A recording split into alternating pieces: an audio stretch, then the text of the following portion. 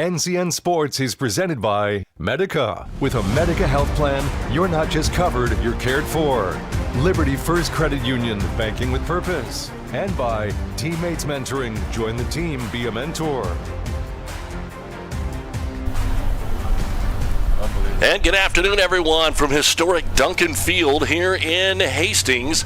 It is time for high school baseball as the Hastings Tigers welcome in the Bennington Badgers. Bennington ranked as high as number 4 by NEB Preps, and as you can see, Hastings trying to work their way back to 500. Doug Duda along with Brendan Shanahan. Glad to have you along with us here at Duncan Field, and man, should be a pretty good day for baseball. I mean, weather is about as good as you can count on at this time of the year. A little bit windy, a little bit chilly, but once we get under action, it should be perfect. Well, we take a look at what we've got going on here for you today in our pregame, brought to you by Custom Sports. From screen-printed T-shirts to jerseys, they have what your team needs to look great. Check them out at customsports.com. For Bennington, they come into today's action with a record of 8-4 on the season. They've seen some pretty good ball clubs over the season. The last couple out, Omaha, Gross, and Waverly, have gotten the better of them. Gross yesterday beating them 10-2, and Gross remains undefeated. Also a loss to Gretna and Lincoln Standing Bear. Their wins on the season, probably their best win to date so far, comes against Blair. So even though they're ranked high, they've lost to a lot of teams that are also rated high. And as we get into the second half of the season here, the Badgers out of the Eastern Midlands Conference are looking to do some damage here on the road at Hastings, and they're going to throw one of their better pitchers that we'll talk about here in a moment. For Hastings, they come in with a record of 4-7 so far on the season, and for Hastings, they're trying to find a way to string some wins together here. Also, of course, this is a conference matchup, just the second year that Hastings has been in the Eastern Midlands Conference, so looking to see what matches up here. Bennington, Brandon, is just one of those schools, though, that is always looked at as one of the powerhouses in just about every sport in this conference. Yeah, it's just a top-tier program, top to bottom, and you see it a lot of these times with these programs that they just breed more winning. It's instill that winning culture, and it goes from sport to sport. Good football teams typically lead to good basketball teams. Basketball teams typically lead to good baseball teams, so on and so forth. And Bennington's as good of an example as that as we have. So that's our matchup, brought to you by Nebraska Public Power District. Always there when you need us, NPPD. We will be back and take a look at the starting lineups in today's pitching matchup right after this on News Channel Nebraska. I spend with purpose because I bank with purpose at Liberty First Credit Union. With my Liberty Plus checking account, I can earn extra cash just for spending on everyday things, like groceries, online or in-store purchases, and lunch. At Liberty First, anyone can join, so start earning money to spend on the things you love. Start banking with purpose. Start banking with Liberty First Credit Union. Darling, I believe everything's gonna be alright. No need to worry, cause you got somebody on your side. We all need a fam, we all need a crew. When you're in a jam, don't know what to do, just reach out your hand and we'll see you through. Doesn't matter where you're at, we got your back. We got your back. With a Medica health plan, you're not just covered, you're cared for. We got your back. Well, let's go ahead and take a look at the starting lineups for today's baseball game, brought to you by Medica. With a Medica health plan, you're not just covered, you're cared for. And as you can see, there are the Badgers of Bennington, the old blue pinstripes, as they're getting ready to put their team out on the field here. And their batting order will begin with the first baseman, Kellen Molnaric. Then doing the catching is Noah Langford. At shortstop today is Brendan DeLuz. The cleanup hitter is third baseman Connor Smith. He's followed in the lineup by the second baseman Gabe Nickel. The designated hitter batting sixth is Brett Langen.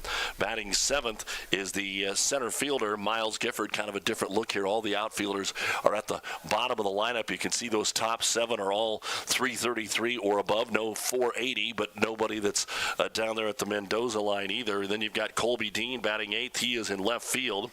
And batting ninth in right field will be Baylor Ewing. On the mound tonight, Dominic Mendocino. Mendocino Martino comes out there for Bennington with a record of 2-1 on the season. He has made 5 appearances. This will be his 6th, a 2.05 ERA in 13 2/3 innings. He's got 14 strikeouts to 9 walks. Now a look at the starting lineup for the Tigers of Hastings, and here's how things go for the hometown team. At shortstop, leading things off will be Clayton Arlt. On the mound today will be Trendon DeGott. He will bat second. Batting third will be Owen Ablett. He is the center fielder, and Ablett today batting third. Batting fourth is Ben Wibbles. The designated hitter is the cleanup hitter here for Hastings. Batting fifth at first base will be Zane Thompson. Batting sixth at third base will be Peyton Drake. In left field and batting seventh is Quinn Simmons. Batting eighth is Gavin Summer, and he is going to be playing at second base today. And finally, the catcher, number 7, is Blake Kuhlman. Doing the right field work today is Enrique Chavez, and we talked about DeGott coming out there on the mound today. For him, he has made just 2 appearances and 0-1, so kind of a different look here, Brandon. Probably a little bit higher up in the pecking order of the pitching for Bennington. As far as Hastings goes, DeGott has got a lot of talent out there, but just hasn't been on the mound much. Yeah, and that's kind of the story for Hastings all throughout the season. The state tournament team a year ago lost 3 or 4 of their top best hitters, 3 or 4 of their top best pitchers from that team, so it's been a lot of building the plane as they fly it, and DeGott's certainly something that they want to count on more as the season goes down the stretch. So excited to see what he has tonight in a first full start. The head coach of the Hastings Tigers is Blake Marquardt, and on the other side for Bennington tonight, they have co-head coaches in Scott Hazy and Colin McLean. And those are the starting lineups for this afternoon's ball game here on News Channel Nebraska Television. NCN, we were talking about what Bennington had done as far as their schedule. The 4 wins so far this year for Hastings: York, Central City Centura, who was ranked number 1 in Class C when they beat them, and now they're ranked number 2. That's probably their best win of the year. They went on to Elkhorn and got that win a couple of weeks ago, and then, actually last Saturday. And then Platteview is another win out there. So a lot of conference schools that they've played. Some of them that have beaten them: Norris, Lincoln Standing Bear. Standing Bear beat Grand Island earlier this week, so they're having a good season. Gretna, Lincoln Lutheran, that was a 1-0 ball game. Ralston, Elkhorn North, who we mentioned played Bennington yesterday, they're undefeated, or played Bennington earlier, and Seward as well. So all the teams that these 2 schools have beaten, Brandon, really good and rated, and now they're just trying to kind of, I guess they always say, beat the teams you're supposed to beat. Well, now they're trying to maybe beat a team that is a little bit better and get some momentum for the second half of the season. Yeah, that's exactly how I've seen this team throughout the year. They've got a lot of talent. They like the pieces. We talk about the winning culture with Bennington, third year for Coach Marquardt, and these Tigers. They're starting to see what a winning baseball team looks like, and sometimes winning baseball teams have to replace top-end talent. Now we're seeing them cycle through that, so excited to see how they show up today. Well, our starting lineup's brought to you by Medica. With a Medica health plan, you're not just covered, you're cared for. And we've got baseball 3 straight days, especially for our Hastings fans here. Adams Central, who's playing Holdridge today, is going to be in Norfolk tomorrow, and we will have that game for you as well here on News Channel Nebraska. Also, 4:30 first pitch tomorrow, with more baseball coming up on Friday or Saturday. So Thursday, Friday, Saturday, plenty of baseball going on. And today, it's Hastings High taking on Bennington. And that is our pregame action here from Duncan Field, brought to you by Custom Sports. From screen-printed T-shirts to jerseys, they have what your team needs to look great. Check them out at CustomSportsCO.com. That's CustomSportsCO.com. Hastings and Bennington, it's coming up next right here on News Channel Nebraska. Refrigeration inspiration comes in every Samsung refrigerator at Schaefer's. Family-forward designs like the hub to keep you connected, and that's just the beginning. Samsung's new Flex Zone model, Sphere ice makers, an ingenious beverage center elevate your options, putting your thirst first. Add Schaefer's everyday value customer service and now free delivery. On your Samsung purchase, it's easy to see why life is easier at Schaefer's. Local, trusted, and family-owned since 1946. The pregame show is sponsored by Custom Sports. Look great for every game with custom team or business apparel from Custom Sports. Hey, it's me, one of those students on the waiting list for a teammate's mentor. I've heard teammates is so fun and awesome. You get to talk, laugh, play games, and hang out with a positive, caring adult once a week at school. Teammates help students believe in themselves, and 97% of mentees are proud to be a part of it. I'd love to be one of those mentees, but we need more mentors. So if you got an hour a week to be someone a student like me can count on, go to teammates.org today. Join the team. Be a mentor. From the heart of Nebraska to across the state, RMV Construction is building more than just structures. We're building trust. RMV Construction has grown from humble beginnings to become a trusted name across central Nebraska and beyond. With unmatched craftsmanship, cutting-edge innovation, and an unwavering commitment to customer satisfaction, we deliver projects on time, on budget, and above expectations. Trusted, local, proven. RMV Construction in Kearney and Lincoln. Let's build your vision together. When quality matters, it starts at Scotty's Ranchland Foods in Valentine. They're known for the highest quality beef, carefully aged to perfection, alongside fresh, vibrant produce, and a deli famous for fresh, never frozen fried chicken. It's quality you can see. Home of Scotty's Meat RX. Scotty's Ranchland Foods in Valentine, Nebraska. A better cut every time. NCN Sports is brought to you by Husker Rehab, treating the cause of the pain, not just the symptoms. By Schaefer's, we are more than just TVs and appliances. And by Claybaugh Pharmacy, your locally owned hometown pharmacy.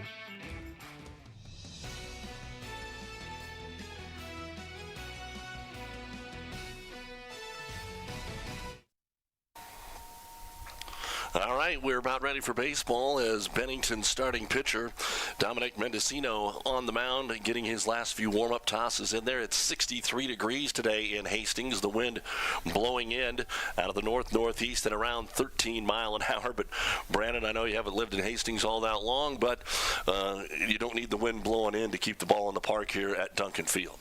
That's right. It's a wonderful ballpark. The wind's not going to do the right fielder any favors. It's going to be a tricky day out there for them all day.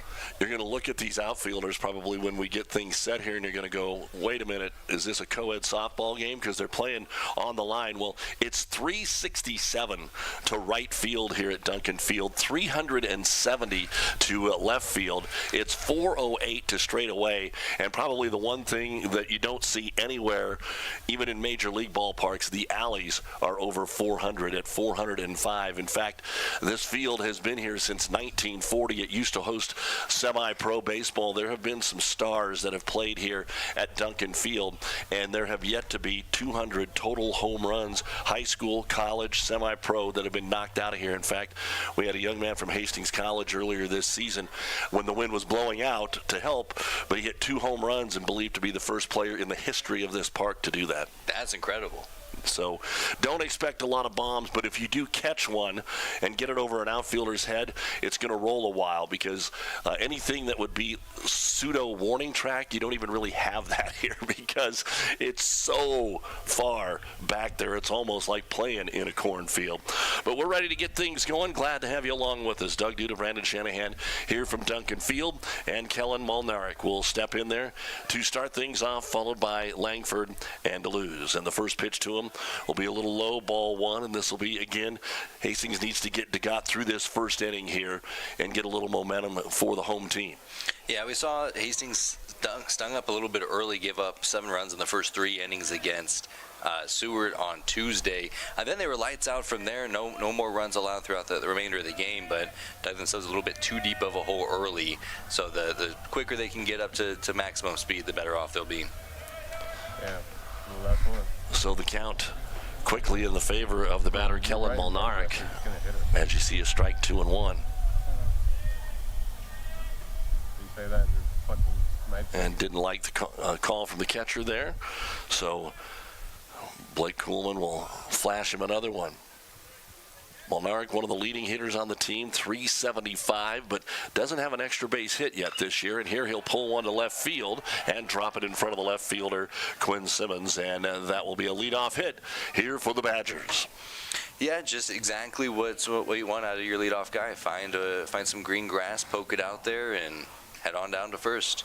That'll bring up the catcher, Noah Langford. Langford hitting .333 on the season, but also no extra base hits. Swoboda and DeLuz are kind of your power hitters for this baseball team. And without that, will we see some small ball right here in the first inning? No, ground ball to short, should be 2. Step on second and over to first. An easy double play handled there by Clayton Arnold. And that'll be a little 6-3 double play. Yeah, the Tigers have struggled with some fielding here throughout the early parts of the season. 37 errors throughout their first 11 games, so nice to see them get they made it look easy for sure, but that's a tricky play, a lot of moving pieces. And got the first 2 outs. All right, Brendan DeLuz, the left-handed hitter, will stand in there and take a called strike. So with the help of that double play, and then you see the outfield, especially in center, playing a little bit deeper here on the scouting report from DeLuz. And the 0-1 to Brennan, breaking ball, backdoored it in there, strike 2, 0-2. So the first couple pitches of the game outside the zone, and now Trindon seems to have what he likes. Set him up outside, see if he gets him to chase. And no, outside it goes. It's the trend, as we've called plenty of games, radio, and of course today on TV. It seems like you get ahead in the count. There is no way that the 0-2 pitch would be a strike unless you messed it up somehow. But here we have one fouled back to the screen. See a lot of catchers setting up outside more and more, especially at the high school level. Yeah, and you can see that there. Let's see if we can get him to chase one out of the zone, get a freebie there, but good plate discipline from DeLuz. And the pitch, breaking ball, started to offer and holds up. So working his way back in the count. 2 balls, 2 strikes, 2 outs, nobody on here after the double play in the top of the first. Connor Smith is on deck. They don't want to get to him if you're Hastings, and a swing and a miss.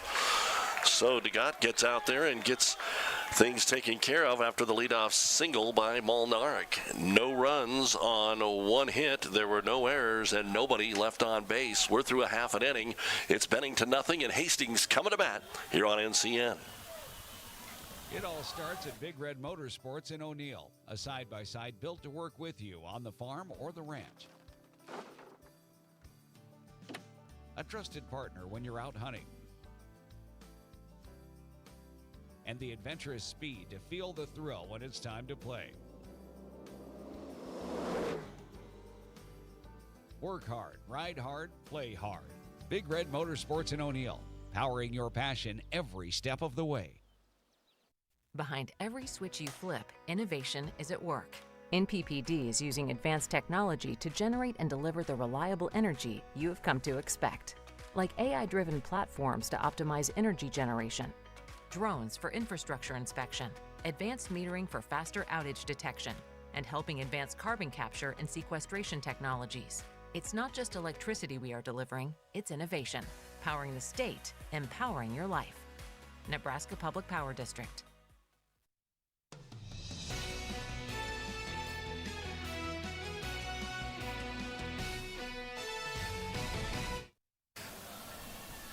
First of 3 straight days of baseball here on NCN, and we started historic Duncan Field where we go to the bottom of the first inning, and it was 1-2-3 with the help of a double play and a strikeout for Bennington, so that'll bring up Clayton Arnold, who turned that double play, and Trindon DeGott, the pitcher, and then Owen Ablett, the center fielder, will be the first 3 up, as Mendocino has taken quite a few warm-up pitches here. Looks like just kind of a slingshot arm out there from our chance to see him. You see him just kind of let it flow. Yeah, he'll let his long arms do a lot of the heavy lifting as he gets to the plates. Something to keep an eye out for here at Duncan Field. The infield turf can get quite slippery, and already saw him almost take a tumble off the mound delivering a pitch to home. So that's something to keep an eye out on. We've seen pitchers try to field bunts have some trouble getting their footing off the turf mound. There you can see what Mendocino has done so far this year. Pretty effective in his 6th appearance of the year, but just 13 2/3 innings. But 14 strikeouts in that nearly 14 innings worth of work, but he's got the 9 walks, so tends to move the ball all over the place. And Clayton Arnold will stand in there to get things started for the Hastings Tigers. He is their leading hitter, 357, 1 double on the season. And the first pitch to him, slings it in there up and away for ball 1. Take a look at the defense here for Bennington. They're playing even with the bag over at third in case there's a bunt. Back in the middle, second and short. Pitch sails away outside, 2-0, but that's what happened to DeGott for Hastings too, and he was able to battle back. So 2-0 here to Clayton Arnold.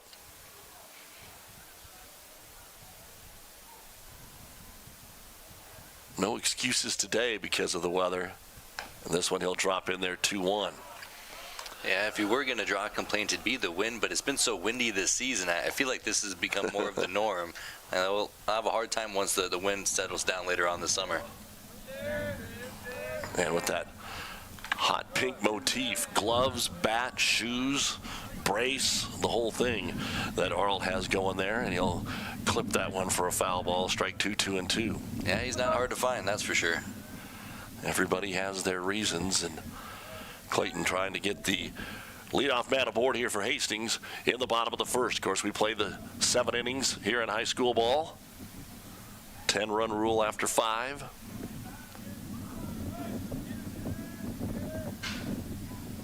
And the 2-2. And that drops over the back door. Took something off of it and gets the strike.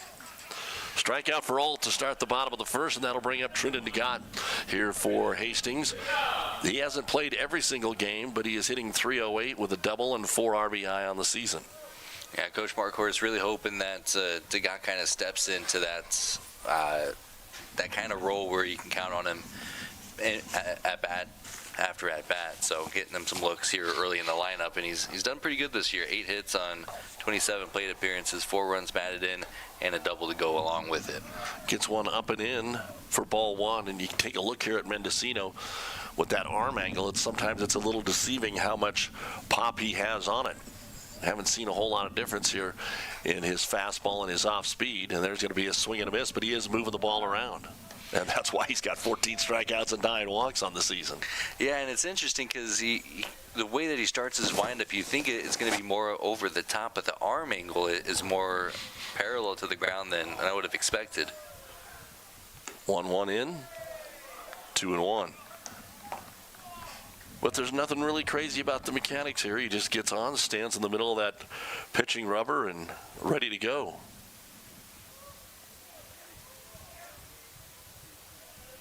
The 2-1 inside, he'll take it. It hit him. That's one of those where he didn't mind getting hit. He didn't really try to get out of the way of that. But he is hit by the pitch, and the first man aboard here for Hastings. And our first inning action here on News Channel Nebraska Television is brought to you by John Henry's, our family serving yours. John Henry's, as we take a look at the replay, and you'll see here that I'll go ahead and take it in the leg, and because he is the pitcher or catcher, you can get a courtesy runner, and that's exactly what Hastings is going to do here. They'll bring in Brendan Chris to be the courtesy runner. Brendan has been battling a little bit of an injury, so they use him more as a courtesy runner and maybe sneak him at bat. He would be a second baseman when he was playing. Square to bunt down the third base line, but foul. Push bunt there from Owen Ablett with Ben Wibbles on deck. Wibbles the second leading hitter on this team, but Ablett's right there. Like we said, the kind of top 4 guys here are all between about 325 and 360 for both of these ball clubs.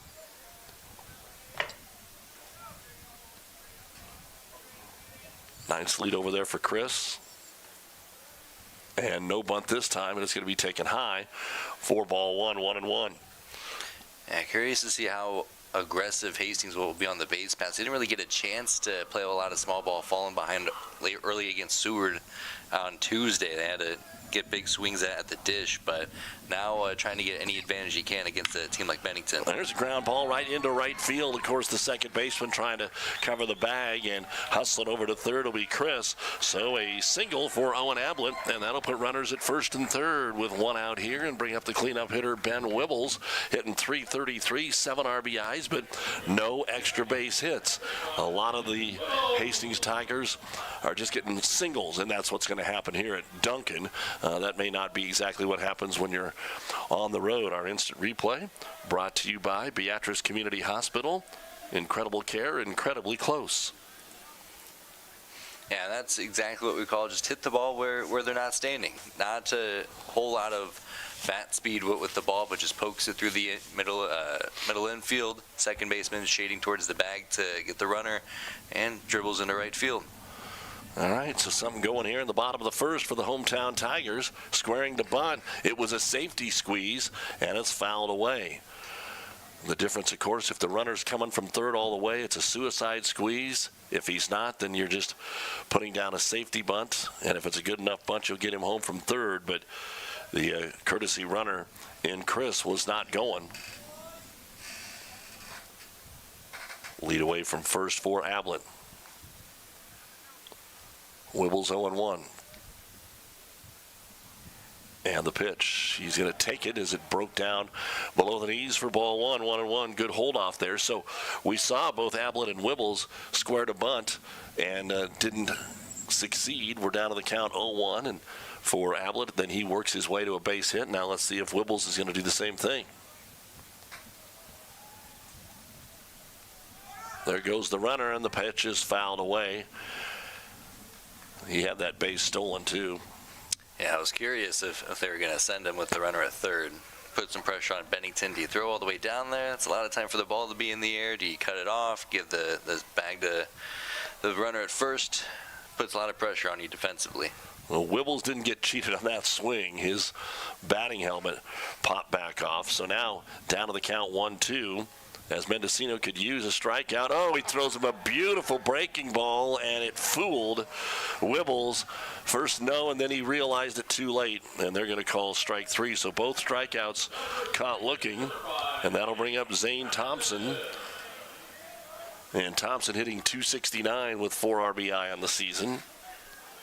2 on, now 2 out in the bottom of the first as we're scoreless here at Duncan Field between Hastings and Bennington. Bennington, number 4 in the state. Suffered a couple of losses earlier in the week here in the last 7 days, so that may change that ranking.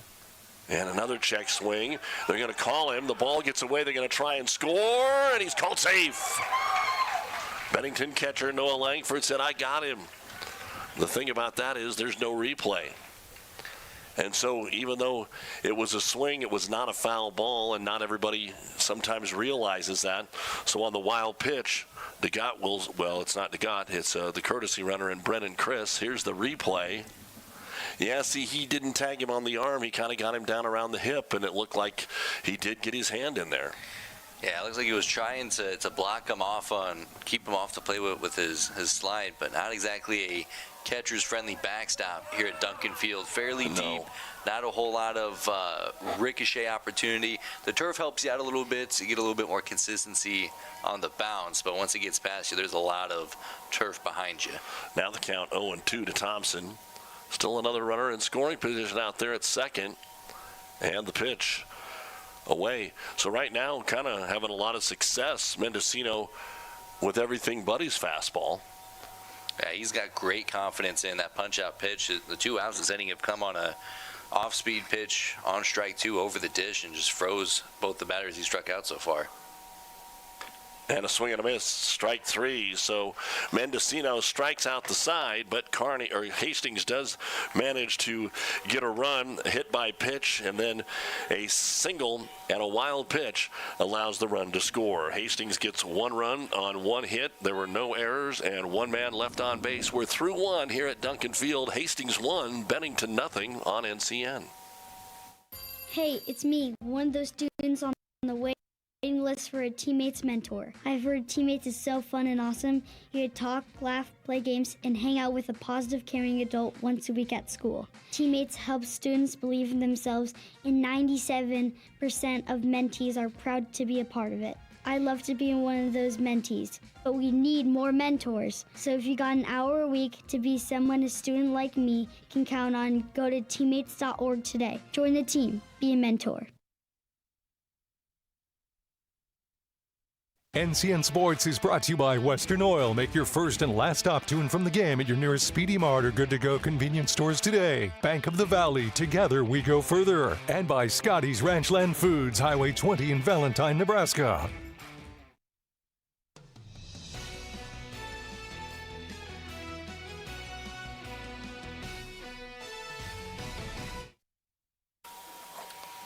All right, one inning in the books here at Duncan Field, and Hastings is able to get a 1-0 lead as we'll see the middle of the lineup here for Bennington and Connor Smith, Gabe Nickel, and Brett Langen. 4, 5, and 6 for the Badgers.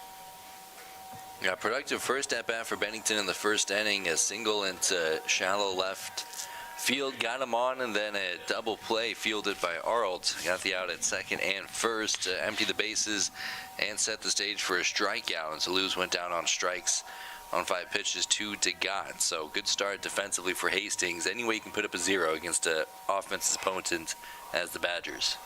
And the first pitch here is going to sail out and away for ball 1. Hastings hitting .273 as a team. Bennington hitting .293 as a team.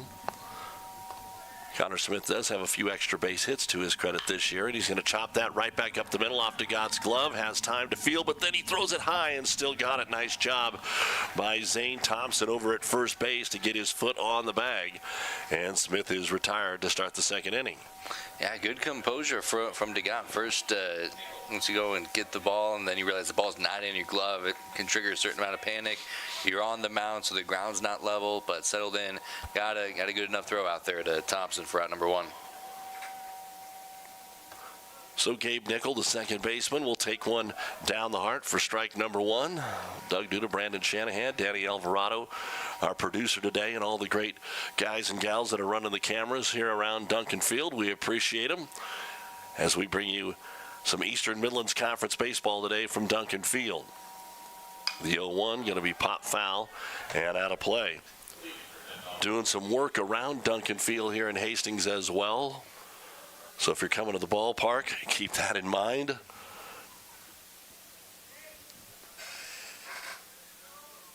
And the 0-2. Again, up and away. 1-2. Yeah, the bright spot of this work is it's not going anywhere anytime soon. It'll be a long project, so plenty of time to get used to working around traffic cones. And the 1-2 pitch is going to stay up and away for ball 2, 2-2.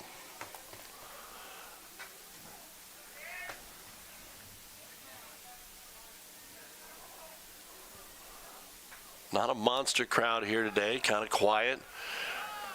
Obviously, Bennington, a good trip to get to Hastings here today. And a few Hastings fans starting to file in. Now 3-2 after an 0-2 start to Gabe Nickel. Nickel has battled all the way back, and he will pop this one into short right field. A little Texas leaguer will drop for Gabe Nickel, and that'll be the second hit of the ball game here for Bennington. A 1-out single.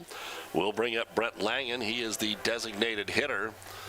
And for Langen, he's hitting .286 with 1 double and 6 RBIs. Oh, how about that, Brandon? We made it all the way to the top of the second before the first train came through right behind us here at Duncan Field, behind the press box, behind home plate, and runs down the left field line. Just so much history as this old part of Hastings, and Duncan Field a part of that. Here's the pitch, a big swing, but grounded to short and bobbled and booted, and an error will let everybody be safe. Oh, my. Clayton Arlt made that same play in the first inning where he stepped on the bag, threw to first, and got the double play. And you mentioned the turf monster will get you every once in a while. And here he was trying to play a hop off that mound, and it just took a big hop, hit him in the heel, and instead of what would have been another 6-3 double play, now 2 on with 1 out for Miles Gifford. For a spot for DeGott to work under some pressure. He gave up that leadoff single in the first, but then got bailed out pretty quickly after that with the RL double play. But now runner in scoring position, just one down. Still plenty of work to do on both ends. For Gifford, hitting .265, 6 RBI, actually playing way in at first is Zane Thompson, expecting a possible bunt here. Even with the bag at third is Drake. Surprised how far in they are playing at first. And DeGott's pitch going to be popped up, and that's going to be over by first in foul territory, giving chase, and the second baseman, Summers, can't quite get there. There's a lot of room here at Duncan Field, and that found part of it, and a break there for Gifford. And a funky part of the field, too. That's exactly where the field turns from the artificial AstroTurf to the natural grass they have in the outfield. So all of a sudden, you're taking your first 20 steps towards the ball, and then all of a sudden the whole world changes under your feet. And it kind of, there's a dip over there, too. It's not completely even. It looks nice, but there is a little dip off where that change is in foul ground. So 1 ball, 1 strike, 1 out, 2 on. Down 1-0. Bennington trying to answer right back. Pickoff play at second, and Arnold really wasn't covering the bag, but they make it work. And wasting no time, Nickel gets right off the bag, says, let's go. Waiting patiently, the center fielder, Gifford.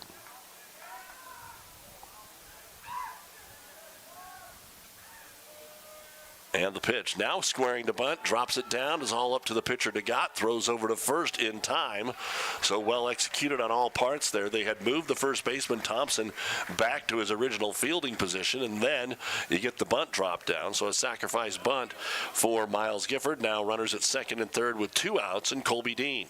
Yeah, well-executed play all around. Good work getting the ball in play. We've seen a few bunt attempts so far tonight that just haven't stuck. Found that one into the turf, and then good work from DeGott to get to it off the mound, and then fire a strike over to first to at least get the second out of the inning. Now you're just one pitch away from getting out of the frame. And Dean takes an offering. They've taken a lot of the first pitches, but this one is a swing and a miss for strike 1 to Colby Dean, hitting .233, 6 RBIs. He's got 2 doubles and a triple. So if he can find a gap, he's got the speed to move.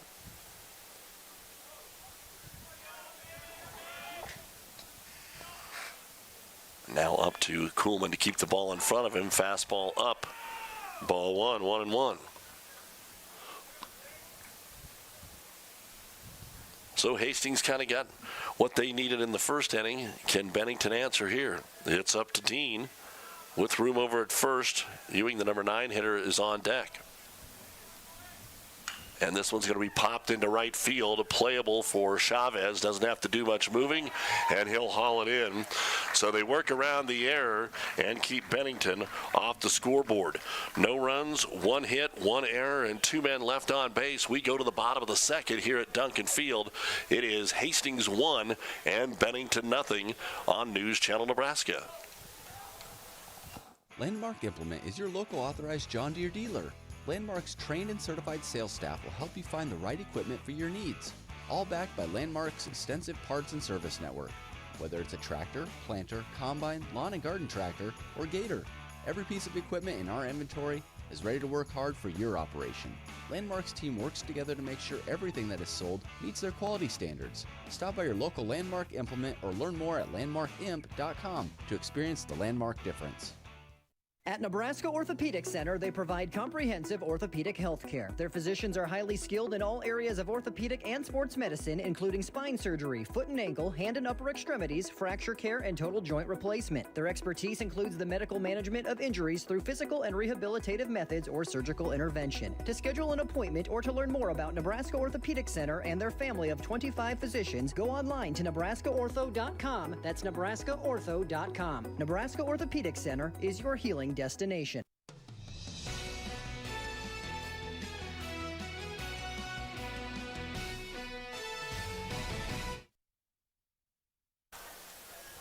We head to the bottom of the second. It'll be Peyton Drake, Quinn Simmons, and Gavin Summer. Summers will be the third batter in the inning for Hastings. They're up 1-0. against Mendocino in the first pitch. Fastball, strike one to Peyton Drake. Going to be interested to see how Mendocino kind of handles the bottom of the order here. He threw a lot of off-speed stuff to the top of the order and struck out the side to kind of work around a hit by pitch. But Hastings did get the run in on a wild pitch. There's that breaking ball, and it's going to be at the knees for strike two. Yeah, we've seen him change his approach as the game's gone on. Typically, you see pitchers throw the fastball that set up the off-speed, but now he's going right to the off-speed, a pitch that he feels more comfortable with. And so far, so good, 0-2 count. And Mendocino's pitch out in front of it for strike number three. So 4 outs and all by the strikeout here for Mendocino and the Hastings offense. That'll bring up Quinn Simmons. And Simmons is hitting .333 on the season, which is 3 out of 10. Or 3 out of 9, excuse me, with a double and 3 RBI.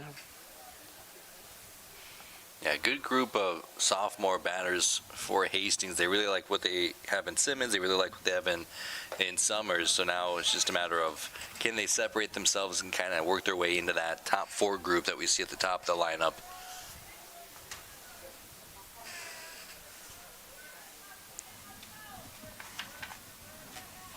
Mendocino ahead of the count, brings the 0-1 in, and that's going to be chopped up in front of the plate. High, Mendocino comes off, makes the play over to first, and a nice job again by Kellen Molnarek to stay on the bag and get the out. So we've seen a few ground outs to the pitcher as well. This is the first one for Hastings, but Bennington's done it 2 or 3 times. And 2 up, 2 down. And here's Gavin Summers coming to the plate for Hastings.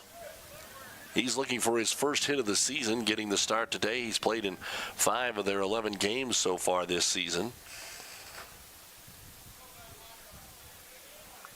So stands in there and going to take a fastball in for ball 1.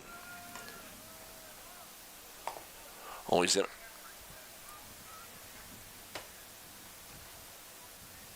take a look at if they can overpower the bottom of the lineup with the fastball, and that's what we've got there. It's going to be low and away, ball 2. Our second inning here on NCN is presented by RMV Construction. Trusted, local, proven RMV Construction.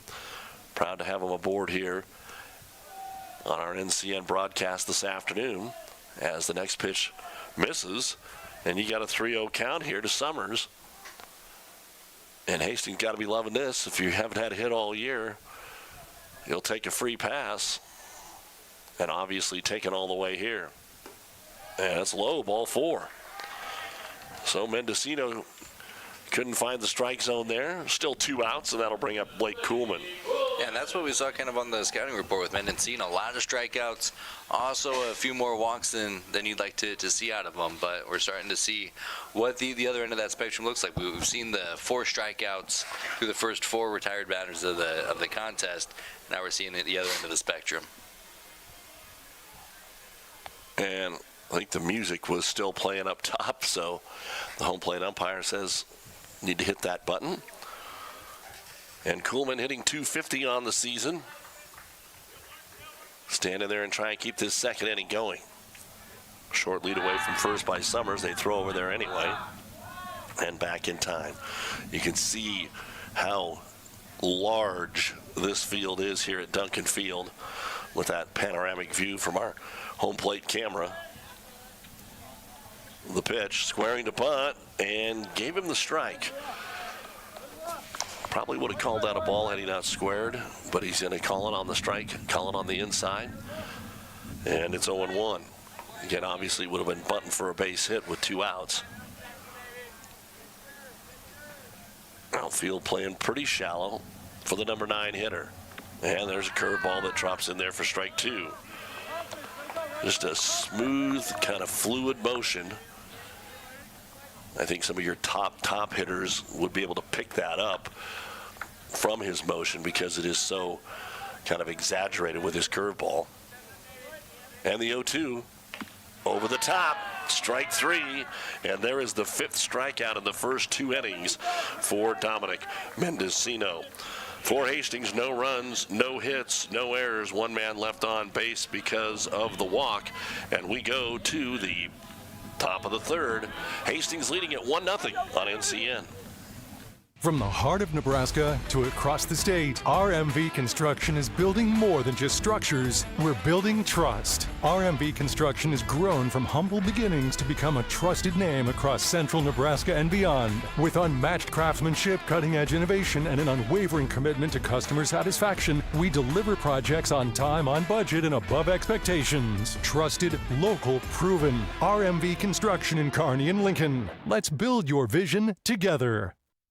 NCN Sports is brought to you by Husker Rehab, treating the cause of the pain, not just the symptoms. By Schaefer's, we are more than just TVs and appliances. And by Claybaugh Pharmacy, your locally owned hometown pharmacy.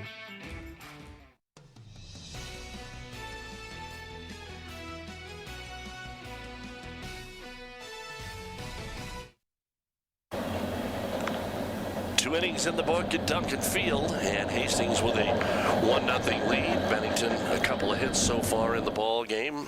Had runners at second and third with one out in the second, but not able to scratch one across. You see Hastings one run on the one hit. And for Bennington, it'll be 9-1-2. Baylor Ewing, then top of the order, Kellen Melnarek and Noah Langford here for the Badgers. And as far as the pitching matchup goes, pretty much what we expected coming in. DeGott's going to be a lot of pitch to contact, let the defense work behind you. Just one strikeout as he's going to be working his way through the bottom, or the 9-hole hitter here. And then on the other end, in Mendocino, 5 strikeouts through the first time through the lineup. Kind of what we expected to see out of him, too. Well, also looking for his first hit of the year is Ewing, although he has reached base a few times, and he will pop one up into center field, and it just sets up there waiting his Owen Ablett, and he'll haul it in. And again, it looks like it wasn't hit hard, but how much room there is behind Ablett when he caught that baseball. So a fly out there, and we will go to the top of the order, and Melnarek, he singled to start this baseball game for Bennington, but then was wiped out on a double play. 375 coming in, add another one. So hitting close to 390. And here he swings at the first pitch and takes it into left field. And so 2 for 2 for the leadoff hitter, Kellen Melnarek. And that'll bring up Noah Langford. Langford grounded it right to the shortstop, Clayton Arlt, who stepped on second through to first for the double play. And there you go. Roll the wrists over the top of that very first pitch you see and knock it into the outfield. Our instant replay brought to you by Meade Lumber, making you feel at home from design to finish. Pretty much the same exact spot we saw the last go around, just a little bit less loft on it this time, but just pokes it into left field, takes first base. Nothing too fancy. He's got his hard hat out there, getting on base. Holds off on the breaking ball. We've already seen the square to bunt quite a few times here for Bennington. They've only actually done it the once. And here is one that is hit fairly well to left field. This could be a lot of trouble, and that is all the way back. And that actually got to the wall, and that is going to tie this baseball game up. Langford is going to get an RBI double. Like we said, if you hit it over an outfielder's head here, you are going to run for a long, long time. And this ball game is tied at 1, and he got most of that baseball. Yeah, instant trouble when you see the back of the outfielder's jersey sprinting towards the wall. A lot of green grass out there. And, I mean, good work by Simmons getting there and getting it back in a heartbeat. Sometimes those balls, especially with the wind, it's a hard time to read them off the bat. But he got to it quickly, limited the damage to a double, but it had a lot of space out there. You one-hop the wall here at Duncan. You've done something. A courtesy run for Noah, too, as the catcher. That'll bring up Brendan DeLuz. And he squares to bunt, pulls the bat back. And it'll be ball number 1. Running for Bennington is Dominic Driggs. The junior stands at second as a courtesy runner. And 1-0 to DeLuz, who actually does have a little power. And they'll throw back to second. That's close. They call him safe. Boy, that was close. For Langford, that was actually his first extra base hit of the season. Yeah, Hastings does a sneaky good job of placing those pickoff attempts at second. We saw a runner get thrown out at second against Seward on Tuesday. Same exact kind of thing. He doesn't rush it over there, but pinpoint accuracy right to where the glove needs to be to make the tag. Fouled out of play by DeLuz. And it's 1-1. So Bennington has tied this game up on the Langford double to left. And Bennington has a chance to take the lead here with only one out. They got really slowing things down up there, and DeLue said, okay, well, let's go. Steps out, steps back in. DeGott checks the runner and throw to second again. I think both catchers had a pretty good arm. We saw Langford in warm-ups. His BBs to second. It'd be tough to run on him, and we know what Kuhlman has for Hastings. And again, you're not anticipating him stealing third. You're just trying to keep him close to the bag as that's sawed off into left field, and a one-hopper in front of the left fielder in Simmons. And we've got runners at the corner here. 3 straight base hits for Bennington.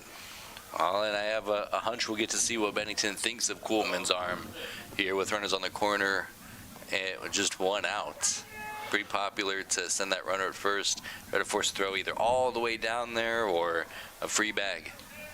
All right, Connor Smith bounced it back to the pitcher his first time up to start the second inning. As Blake Kuhlman will come out and give the instructions to the infield how they want to defend it. Steal, bunt, whatever the case may be. Defense playing straight up here, and the pitch going to be high, ball 1. Yeah, very tricky spot defensively. Do you prioritize getting a double play? Do you prioritize the lead runner at third? How do you factor that in? What do you do if he runs? A lot of tricky defense with runners on the corners. Smith's going to take a breaking ball in there for strike 1, so it's 1-1. I'll tell you, with all that, with all those logistics I just spelled out, plan A is get a strikeout. Yeah, that makes things a lot easier. But you have got your cleanup hitter here for Bennington. Doesn't always mean it's your big popper. They start to move those guys to the 1 and 2 hole anymore to get them more at bats, but definitely capable. Throw to first. Just trying to see if anything's on here. They got a pretty smart athlete over there. Wants to see if there's some movement, a square to bunt, whatever the case may be. So the junior chucked it over there. Runners at the corners and a chance to take the lead for Bennington here in the third. There goes the runner. The throw goes through, and they cut it off. I think he had the bag stolen anyway. Just wanted to make sure they weren't trying to come home from third, so DeLue steals the base. And runners at second and third now. And it is 1-2 to Connor Smith. So like you said, Brandon, the key there, continue to throw strikes. Now the defense in on the green turf there to prioritize the lead runner at third. Now that you can't reasonably turn to attention back at that runner at third. And the 1-2 from DeGott just missed outside. Ball 2, good pitch. Not every good pitch is a strike. That was a good pitch. Yeah, exactly. And he thought about going after it, but see if he can get him to chase at something outside of the zone. Get a freebie, if not, back to work at 2-2. And Hastings does bring the infield in here. Struggling offensively. They're figuring they need to make a stop here. Breaking ball low. So now you got a full count to Smith. I think this is an interesting call by Coach Marquardt, because if you play back, yeah, you may give up a run, but if you play this and it gets through, you're giving up 2 automatically. Still early in the game. And the 3-2 fouled back. And we saw that ding them a little bit on Tuesday against Seward. They got beat up on some hit and run actions where they drew the shortstop over to the bag to cover the runner, poked it right behind him on the left side. I've seen a couple of ground balls where you think, boy, if they had just been in regular straight-up position, there would have been guys standing right there. But I like the aggressive nature here. Here's a ground ball past the shortstop, and that's exactly what we were calling about. Had that been regular depth, he'd probably make the play, but instead here, 2-run score on an RBI single from Connor Smith. And when you have the advantage in the count, especially 3-2, you're pretty sure that they're going to throw a strike in there. And Bennington, with 3 in the inning now, lead at 3-1. Yeah, real good approach from Connor Smith at the dish. Fell behind 1-2. Had to watch a couple of seemingly very tempting breaking balls exit the zone. So he laid off, worked the count full, and then battled back, poked one through the infield. And Gabe Nickel will stand in there. He had a single his first time up. He's going to bunt it down, and it's going to be foul. So a little bit of everything here from Bennington throughout the first 3 innings. First man retired, all of this. 4 straight base hits from the top of the order here for the Badgers. Single, double, single, single. Molnarek, Langford, Deleuze, and Smith. Now it's Gabe Nickel.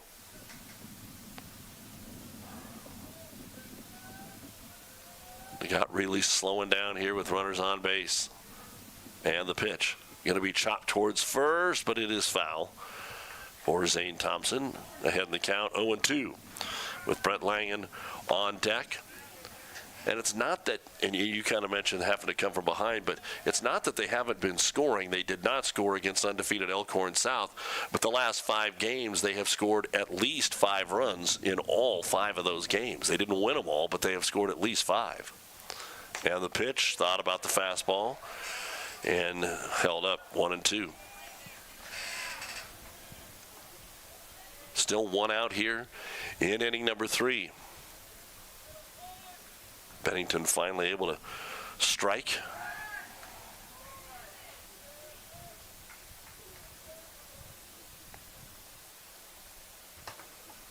And the base runner, Connor Smith, talking with Coach Hazy over there. Here's a ground ball that gets through the hole, and the 5th straight base hit for Bennington. Smoked one of them, but everything else just finding a hole right now, and advances Smith down to second. Gabe Nickel is 2 for 2 in the ball game, and that'll bring up the designated hitter, Brett Langen, who looked like he had grounded into a double play, but couldn't pick the ball up, and an error was called, and here comes a trip to the mound.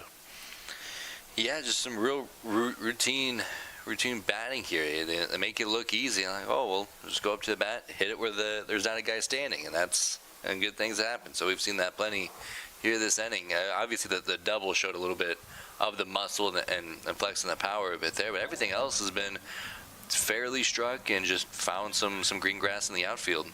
This bottom of the order was basically retired the first time through, and that's exactly what Hastings is looking to get done here, as our home plate umpire has to come out and say, all right, guys. Of course, Duncan Field, also home of the Hastings Sodbusters during the summer. A lot of people play here.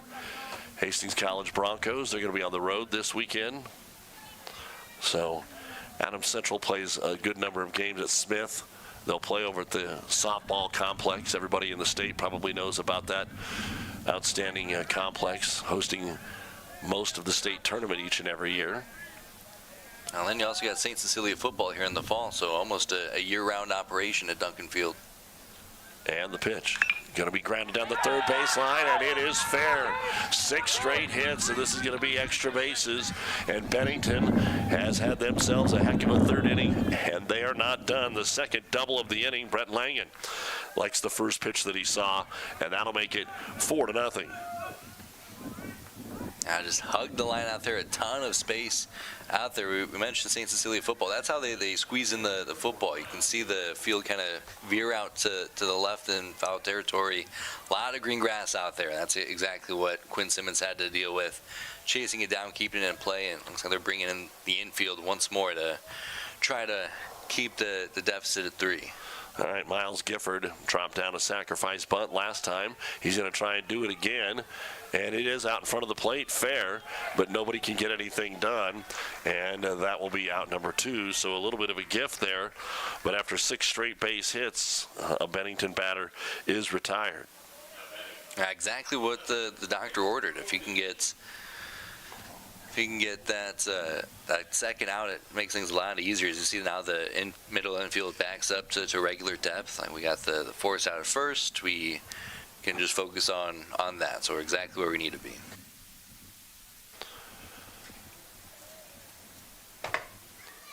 Again, checking the runners to got, just trying to get out of this inning. And it's going to be a check swing at the plate, just like a bunt. And it is called fair, and grounding out to the pitcher is Colby Dean.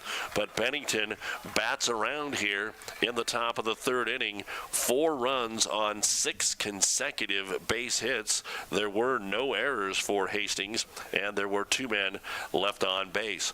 We go to the bottom of the third. It's Bennington 4, Hastings 1 from Duncan Field on News Channel Nebraska. So this yellow jacket, it basically symbolizes that it's showtime.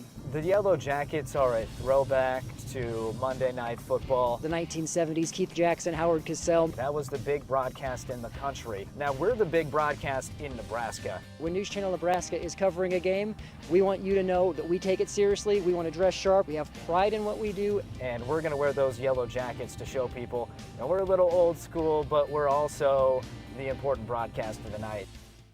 When you're running the bases of a busy day, let Speedy Mart at 13235 Grover Street in Omaha knock it out of the park. Start your morning with breakfast made with the real thing, fresh eggs. Step inside for tasty snacks, refreshing drinks, and friendly service that treats you like family. With a dynamic team full of energy and great chemistry, every stop feels like a win. Speedy Mart, where every visit is a home run.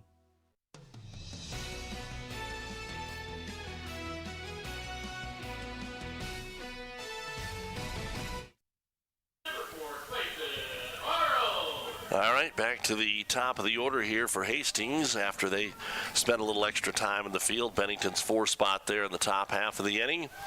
And Clayton Arnold went down on strikes, then Tristan DeGott and Owen Ablett. So the lefty Arnold stands in there. From Mendocino, we'll take one outside.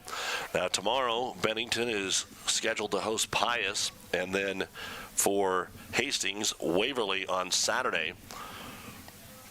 And the kind of a big thing here is about Saturday games this weekend. Here's the pitch, and the check swing, no. But there is predicted to be a lot more odds of precipitation in the eastern portion of the state on Saturday than there is here in central Nebraska, and everybody's got conference tournaments coming up as that one's hit into right field as Clayton Arnold will get a leadoff single. But the Eastern Midlands Conference Tournament is next week. Start playing at the high seeds and work their way up. The Heartland Athletic Conference Tournament is next week as well in Lincoln, Tuesday and Wednesday. Wednesday's championship game is here on News Channel Nebraska. So, good start here for Hastings in the bottom of the third, trying to answer right back. Don't need 3, but you sure would like to get 1, and this is a good way to do it. And let's see how Coach Marquardt plays it with Tristan DeGott. Got hit by a pitch and scored in the first inning. Yeah, very lengthy top of the third inning. I got to wonder how sitting for that long is going to affect the pitcher. Well, there's a base hit. Even over the drawn-in third baseman, that would have been a hit. But shallow and left was Colby Dean. And 2 hits to start the inning here for Hastings. First and second, Owen Ablett. Ablett singled in the first. And we'll get that courtesy runner again here as Brennan Chris will come in for DeGott. We talked about the hitting for Bennington in the top half of the inning. Obviously, the big double, helps, does a lot of favors, but a lot of just good contact hitting. Put the ball in place, see what happens, and so far so good. 2 for 2 for the Tigers. Bennington doesn't want to give them back here. There's the square to the bunt, and just dropped it down for a foul ball. Strike 1. Again tomorrow, Adams Central is in action up at Norfolk, and we'll have that for you here on NCN. Also a 4:30 scheduled start time. I'll tell you, if that game is as good as the first time that they met, our viewers are in for a treat. It was a walk-off wild pitch for Adams Central the last time they played. Pulls the bat back, and it's a breaking ball in there for a strike. So 0-2 to Ablett. Charging hard over there at first was Malnarek. When you got everybody moving like that, you're just trying to bunt it kind of past the pitcher if you're looking for a base hit. But now 0-2 swinging away, and the breaking ball stays out. Ben Wibbles on deck here for Hastings. First 2 men aboard. trying to copy what Bennington did in the top half of the inning with 6 consecutive base hits, including 2 doubles. Hastings with the first 2 men aboard with singles. And Ablett waiting for Dominic Mendocino's 1-2 pitch. And that's low and away. So 2-2, trying to peck the corner out there. Again, not a bad pitch, just didn't get in there to collect the strike zone or get him to swing. Yeah, probably exactly where he wanted it, but just good discipline by Ablett to lay off and live for another pitch. 2 balls, 2 strikes. Can he get it in play? Swing and a miss, strike 3. That is the 6th strikeout of the ball game for Dominic Mendocino, his 20th of the season. And most of them have been on off-speed stuff. Yeah, he's got great confidence in that put-away pitch. And we've seen him freeze guys. We've seen guys just come up absolutely empty. This Tiger lineup has been very uncomfy with 2 strikes at the plate today. So Ben Wibbles called out on strikes, swings at the first pitch, chops it towards third, off the third baseman's glove, and everybody is safe. Again, knowing that he wanted to hustle to throw it in to first, Connor Smith couldn't get it cleanly, and Wibbles will be aboard on the air, and the bases are now loaded here for Hastings, and that'll bring up Zane Thompson. Also went down on strikes the first time up. Yeah, rare error for Bennington. They're averaging just over 1 a game. That being their 20th of the season, and sometimes you just put it in play, good things happen, put pressure on the defense, and that's exactly what they got there. Also some extra traffic moving on the base paths, a lot of thinking, and easy to miss the glove there. And Mendocino has come right back at him, and 1 run will score, 2 runs will score. The runner around second slips, but the throw is not anywhere near him, and a 2 RBI single for Zane Thompson. Great piece of hitting, just stayed through the ball, right up the middle, right past the pitcher, had enough velocity to get past him, rolled in, and then aggressive base running, sending the runner from second. We saw Owen Ablett get thrown out on Tuesday on a similar situation, but staying aggressive, foot on the gas pedal. Now the Tigers are within 1 with 1 out and 2 on. So answering right back, 4-3 your score, and squaring to bunt. And whiffing on that one is Peyton Drake. He went down on strikes the first time. Wasn't really committed to that, was he? No, it was just a very uncomfortable at bat. We've seen that from him a little bit throughout the season. But if he can make contact with it, he's got some pop to his bat. This one inside.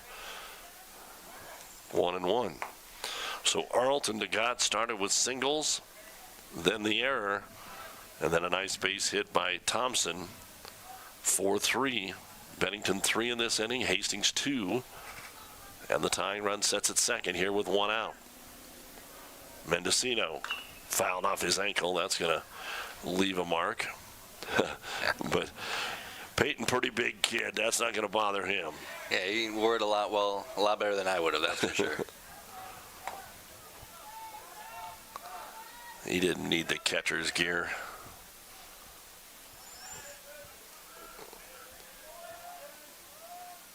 And the pitch swung on and popped up. That probably is going to stay in play, but can't track it down. Looking.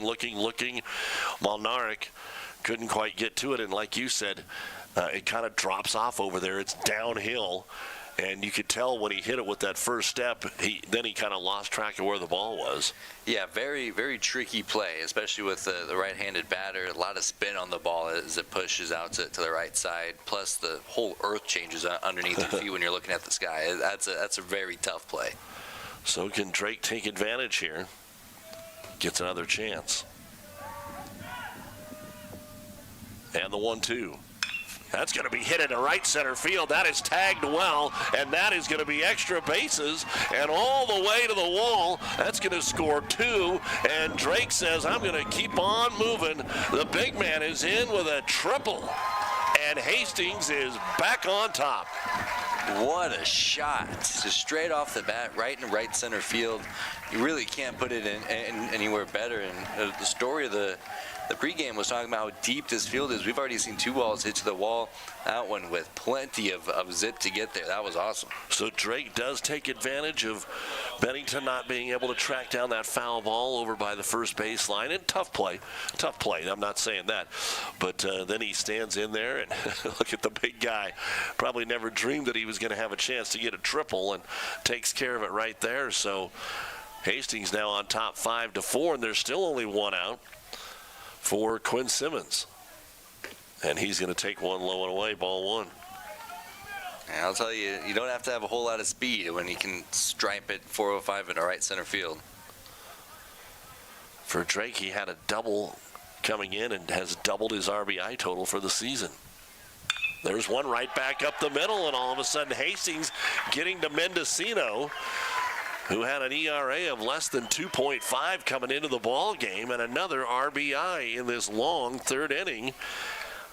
So Bennington gives him 4, and Hastings says, I'll see you and raise you one, and we're still not done. 6-4. Definitely a different feel and comfortability at the plate the second time through the lineup. What was that, 4 or 5 strikeouts through the first time through, and now all of a sudden we're seeing Hastings kind of see him out a little bit better and put some balls in play. Well, Summers, the oddity here, he had the 4-pitch walk. Mendocino with pretty good control, except to him. And Mendocino seems to be a little rattled. I was kind of expecting somebody to come out of the Bennington dugout here and go talk to him, but have not seen that yet. And the pitch swung on and chopped foul, strike 1. So Doug Duda, Brandon with you here, Brandon Shanahan with you here at Hastings. Brandon does a lot of their radio games, and if you hear him referring to that, some of the games that he's already seen, this is kind of what Hastings does. They have had a number of big innings. Yeah, this is definitely what they like to do. Had a 5-run frame against Seward on Tuesday that almost cut down a 6-run deficit that they faced. They like to feed off of each other, and now they also go through quite a long spells without putting together any runs. So we've seen it go both ways for Hastings, but when they're on, they're on. Mendocino trying to get a strikeout here as Hastings, it hit him. And Hastings is going to bat around. Bennington batted around in the top of the 3rd. Hastings is going to bat around here in the bottom of the 3rd with the number 9 hitter in Blake Kuhlman, called out on strikes to end last inning. So that's the second man that Mendocino has hit, and now we will see a trip out to the pitcher's mound by Coach Hazy. Slow walk, and I would not be surprised if they make the move to the bullpen here. Hastings with 1 in the 1st. Got a walk in the 2nd, and then here in the 3rd, single, strikeout, error, single, triple, single, and a hit by pitch. 6-4, Hastings on top. And it looks like that's going to be a pretty quick trip to the mound. So the first visit there for Coach Hazy. Coming in and chatting with the batter, Blake Kuhlman, see what the catcher, what they want him to do here. Yeah, just trying to get a feel out there for the pitcher, see how he's feeling. I mean, definitely a different inning than what we've seen throughout the first few frames. Yeah, expect bunt here from the number 9 hitter, but Kuhlman fouls it off. Mendocino with 53 pitches here so far, not out of the 3rd inning. But a heck of an answer here by the Tigers. I don't think this is the end of the run scoring here today. Bennington will get back after it as well.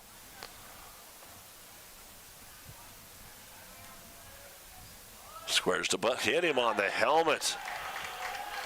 And Mendocino, I don't want to say he's lost confidence, but boy, the way he was mowing him down, now all of a sudden everything Hastings does is correct, and you get a little help here. The second man he's hit in the inning, and the courtesy runner for him for Hastings will be Luke Nolette.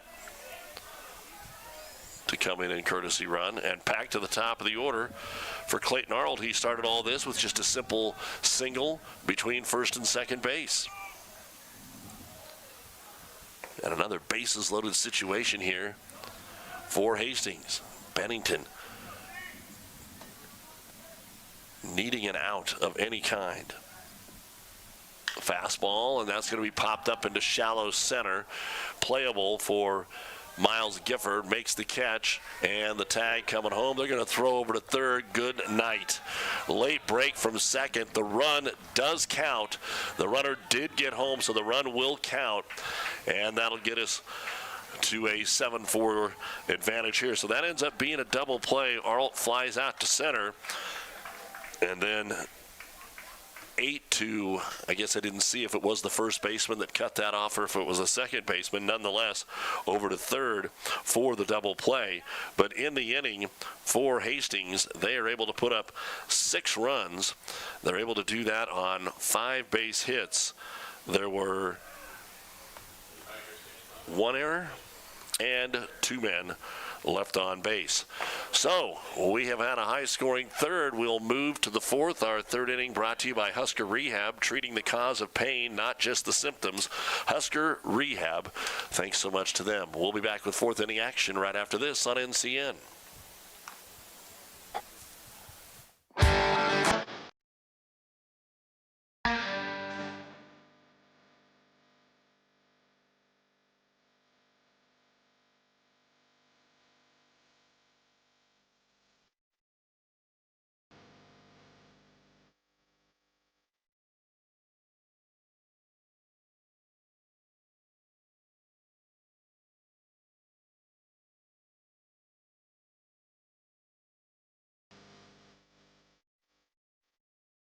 NCN Sports is brought to you by Western Oil. Make your first and last stop to and from the game at your nearest Speedy Mart or Good to Go convenience stores today. Bank of the Valley, together we go further. And by Scotty's Ranchland Foods, Highway 20 in Valentine, Nebraska.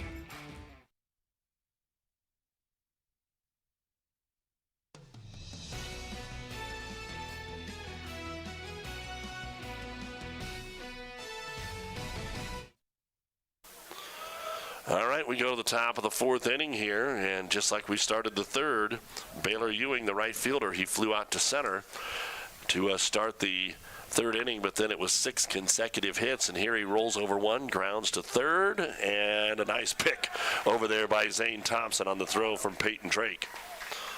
1 up, 1 down again here in the fourth. Yeah, good first at bat for DeGott. Saw him get dinged up a little bit, or quite a bit in the third inning with 6 consecutive hits. Comes right back to it, not afraid to pitch to contact, let his defense do some of the dirty work, and 1 down in the inning.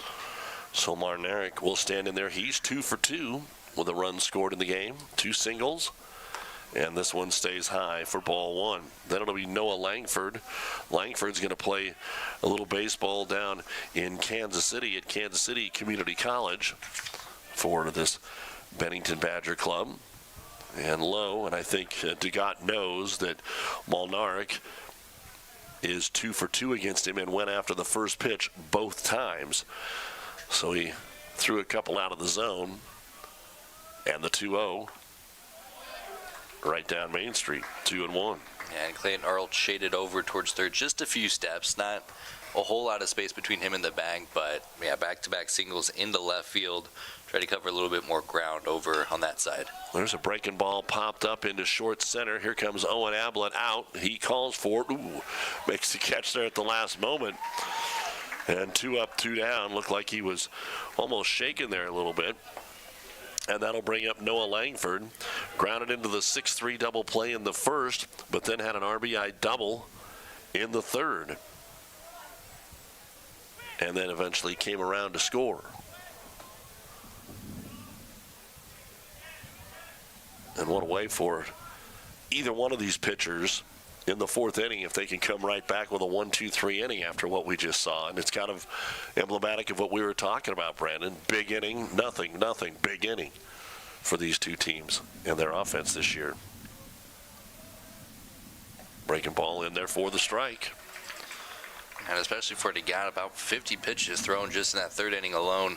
So if you can come back and kind of get to that 15 to 20 pitch range, you're going to be feeling a lot better about trying to extend his outing. Yeah, I'd love to get another inning out of him. And here's a fastball swung on and missed, strike 2. 0-2. I want to give a shout out to our camera folks out there in the outfield. That's the view you're seeing right here.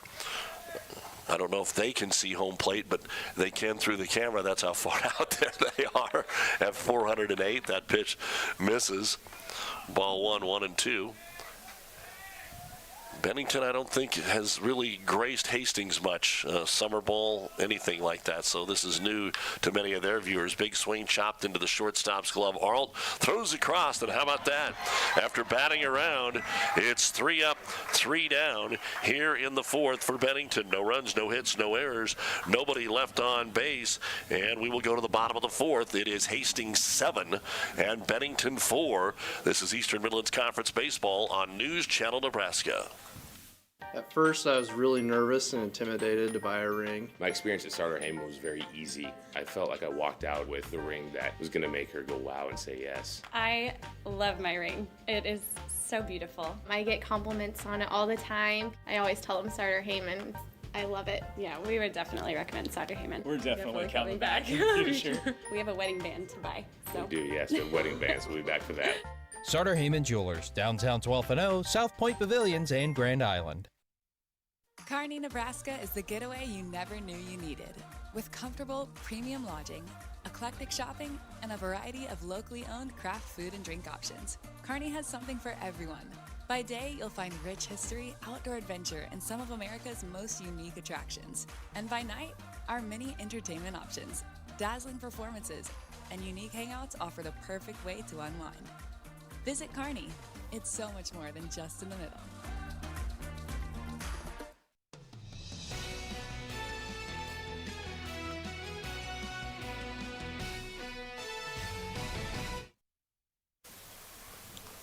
Doug Duda, Brandon Shanahan, Danny Alvarado, our producer, and the fine crew behind the scenes as well, bringing you a ton of sports throughout the year on News Channel Nebraska Television. We go to the bottom half of the fourth inning, and Hastings leads it 7-4.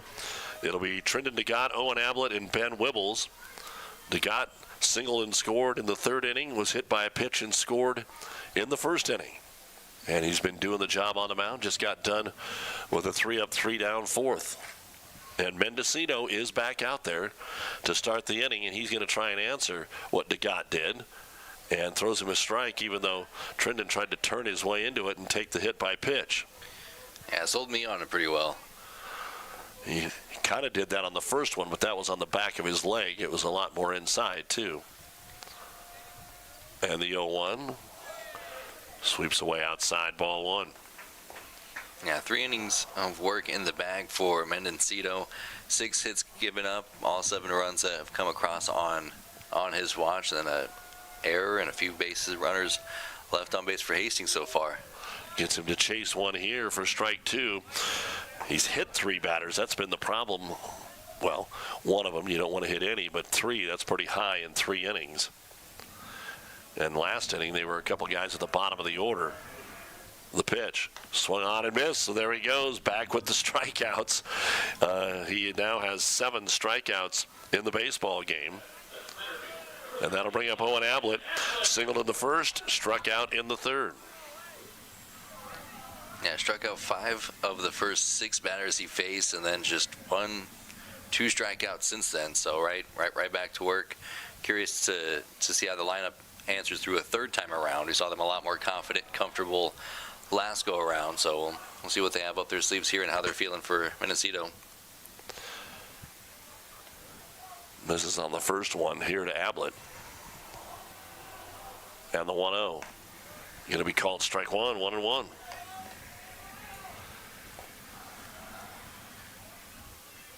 Ablett, the center fielder here today for Hastings. Left-handed stick. And he will watch the 1-1 come down inside at the ankles for a 2-1. Ben Wibbles is on deck. That was one of the key at-bats last inning. Got on an error on a tough ball to field over at third. Tried to scoop and throw and didn't finish that. And here's one fouled off the end of the bat. 4 strike 2, 2-2. Seems like Hastings has a better feel for that off-speed pitch that got them through that kept getting them in the first time through. Now we'll see what Mendocino has drawn up with 2 strikes. Looking for strikeout number 8 right here on Ablett, and kept that well outside, and the count won't go full.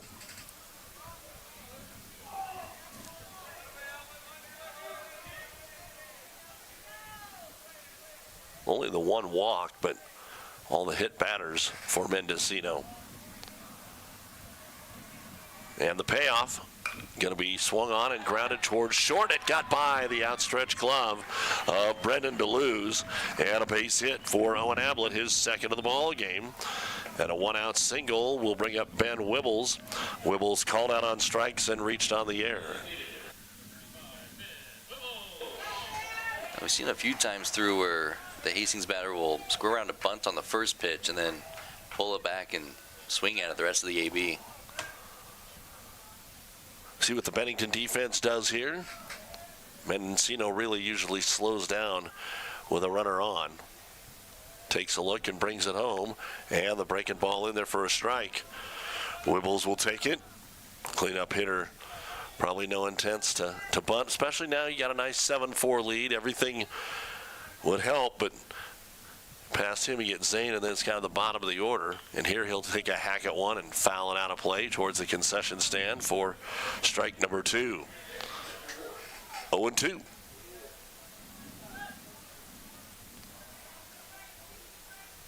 Were you ever one of those guys that chase foul balls, Brandon, for the dime or quarter? Or I think I heard him say it's 50 cents now. Well, most of my foul ball chasing was when I was playing. Not a great hitter, but a great foul ball chaser.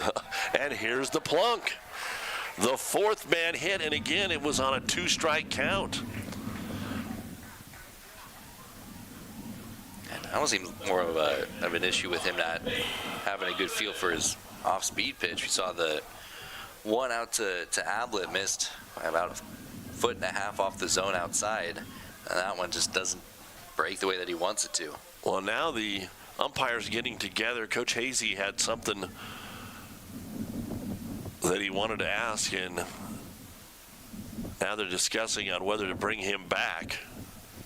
There have been a couple of times tonight where you can argue that Hastings maybe leaned into it a little bit, so maybe keeping a closer eye on that now.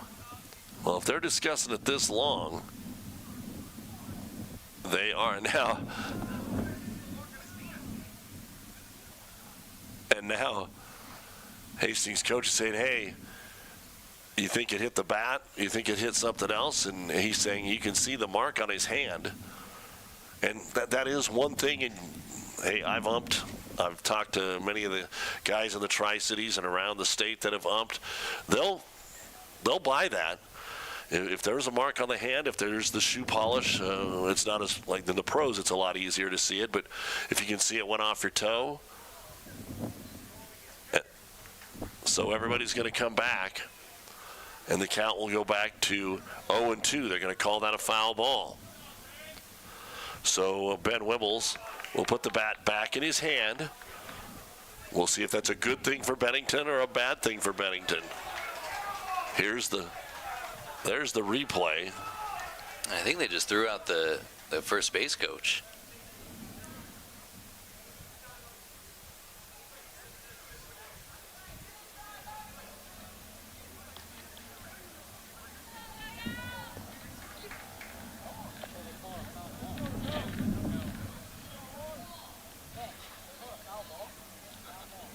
Well, he's gonna take an argument, and he'd already heard the argument, and that's when it's over. He's brought his man back to home plate, and he didn't like that at all. Now you can kind of give your entire, not 2 cents worth, but a whole lot more, and that will be the case here. So coach has been thrown out, and now Coach Marquardt. Well, he's getting his money's worth out there, that's for sure. Yeah, no kidding.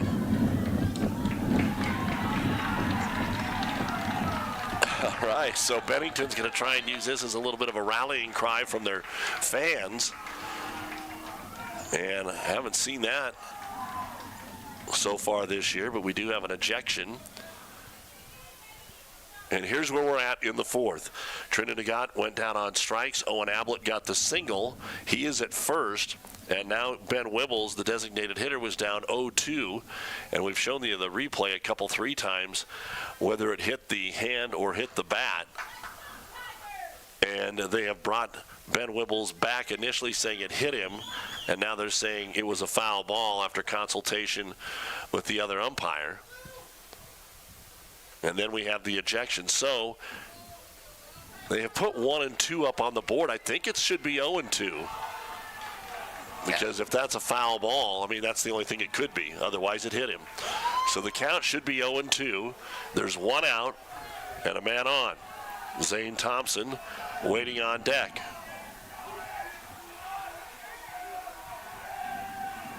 And the pitch. Going to be taken low and away. And now the Tiger dugout making a lot of noise over here. So there's some extra energy here in the ballpark at Duncan Field.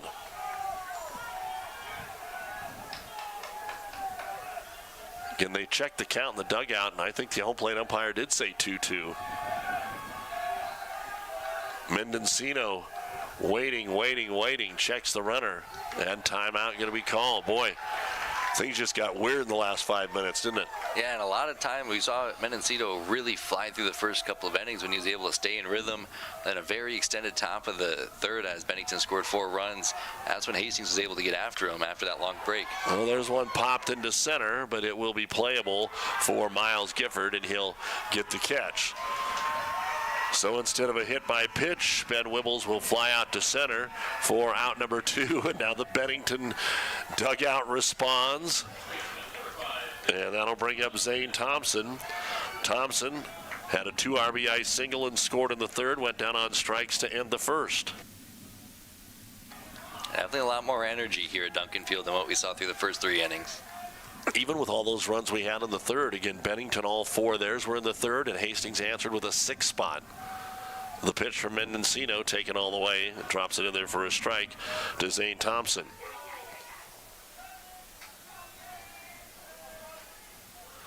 Yeah, Mendocino gets a strikeout. You're going to hear the Bennington crowd and dugout go crazy. And if Thompson gets a base hit, you're going to hear Hastings get crazy over here. But he takes a hack at that and comes up empty, 0-2.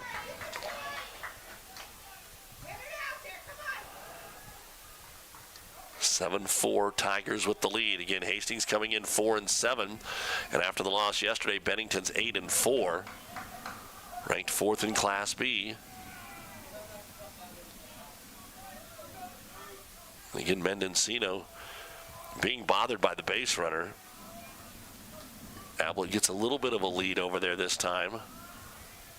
And you've got your number 5 guy up. Nothing hurt if he tries to go. Throw to first. He's back in time.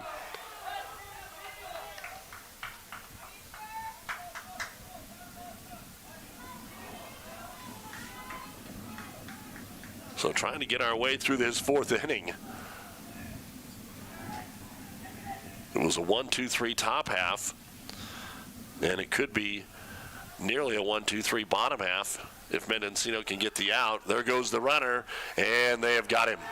Good throw. We talked about it earlier. Noah Langford pegs out Owen Ablett, so Thompson will get to start the inning, and so it ends up being a 3-up, 3-down inning. There were no runs on 1 hit. There were no errors and nobody left on base.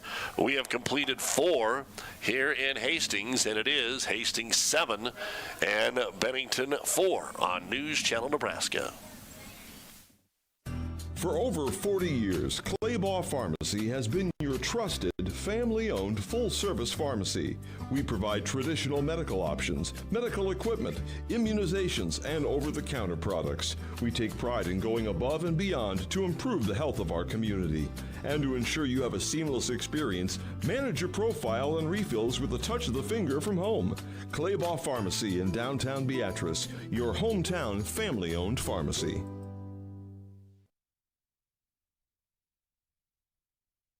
Whether we're talking commercial or residential plumbing, Lamel Plumbing is the place you call. Lamel provides 24-hour emergency service as well. Call them if you get in a tight spot. And as for their retail items, well, you got to check out some of their faucets, some of their kitchen items, and some of their bathroom items like their Onyx showers. And hey, say you've got a digging job, you call Lamel Plumbing for that too. They've added a full-time crew for you, doing backhoe, trenching, and sewer work. Take that digging job off your list and have Lamel do it for you. That's Lamel Plumbing in Beatrice, now at their new location on North 7th Street in Beatrice.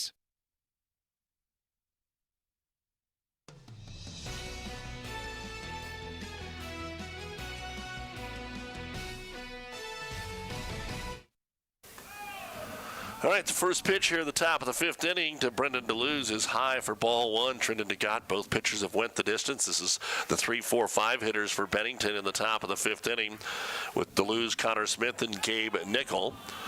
All the action, basically, I mean, we had some there in the last half inning, but the scoring has come from the third inning. Outside of that, we'd have a 1-0 game that had been moving along. There's DeGott dropping it in there, 2-1. For DeLuz, struck out in the first, singled, stole a base, and scored in the third. And the lefty 2-1, foul down the left field line. That is going to remain in play, but nobody can get to it, so strike two, 2-2. Connor Smith 1 for 2, and Gabe Nickel 2 for 2. And then Brett Langen, who's reached base both times. But both pitchers did a decent job of getting through the lineup the first time, but both teams batted around from the top of the order in the third. And DeLuz settles in there, trying to get a leadoff man aboard here for the Badgers. And over the top, nothing happened on that breaking ball. Ball three. DeLuz hitting .333 coming in. 14 hits, 4 of them, doubles, 2 of them triples. And the 3-2 swung on and again fouled out of play. So we'll do it again.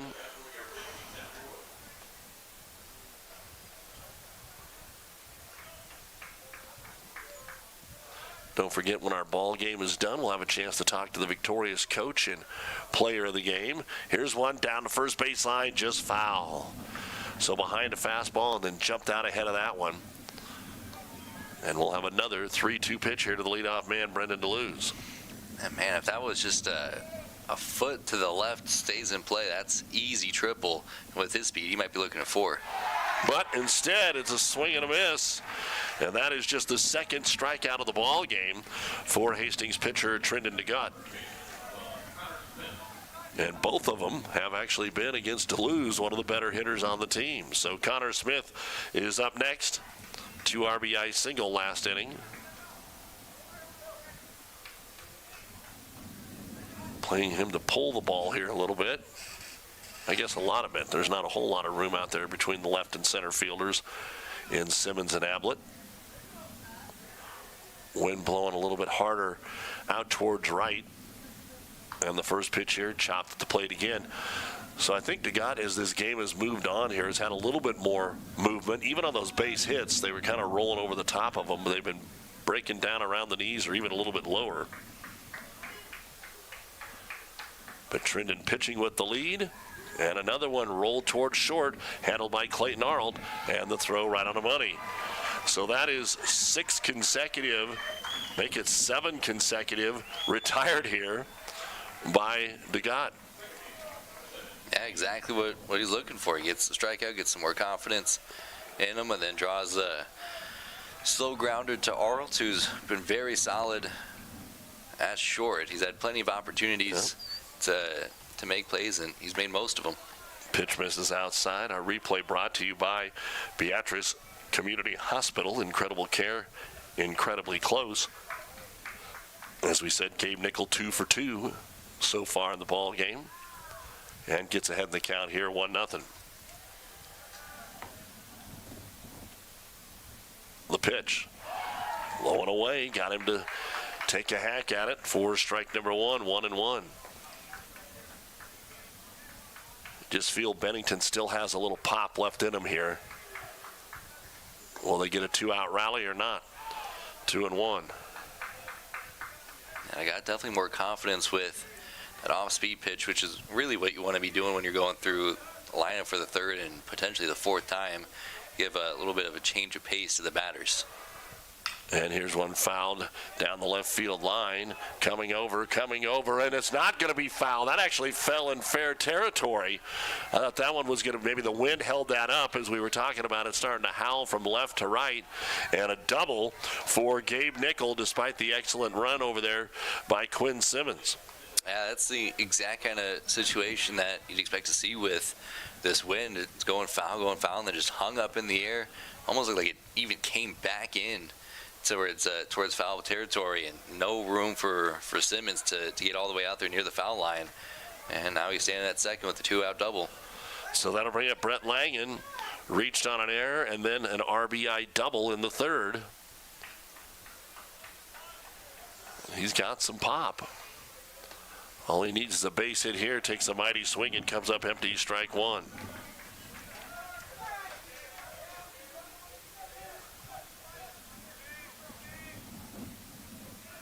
Top of the fifth inning here at Duncan Field. Hastings with that 7-4 lead, conference matchup. Trying to hold the runner at second, long look, now the delivery, and that's going to be chopped off the leg. Foul again. We had talked about this earlier in the contest, mostly towards the pregame, about who these teams had played and who they had beaten and the rated teams that they had lost to.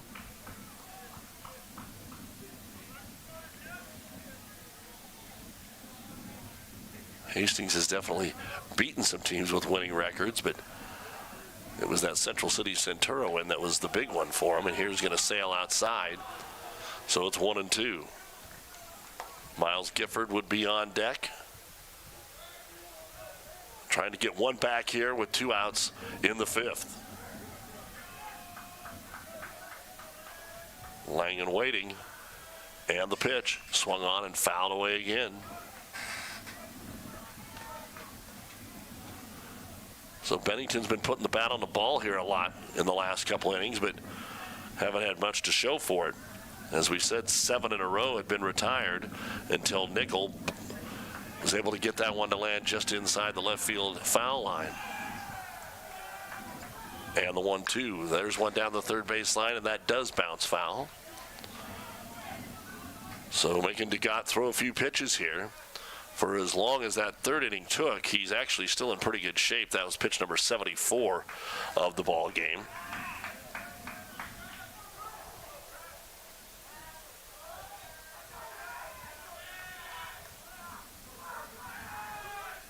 Nickel will get that lead away from second. And let's do the 1-2 pitch again here from Trenton DeGott. And that one is hammered to left center field, way back. And that is going to get off the wall. The third one to go that far. He's hit the wall twice now. And he's going to have back-to-back doubles and cut the deficit to 2. But I think he got hurt. Yeah, Did he pull a hammy? Yeah, he pulled up about halfway between first and second, had to hobble into second because that ball was hit so hard, even to the left side of the plate. He could have had a look at 3, but yeah, hobbled up, and yeah, it looks like he's hurting at second.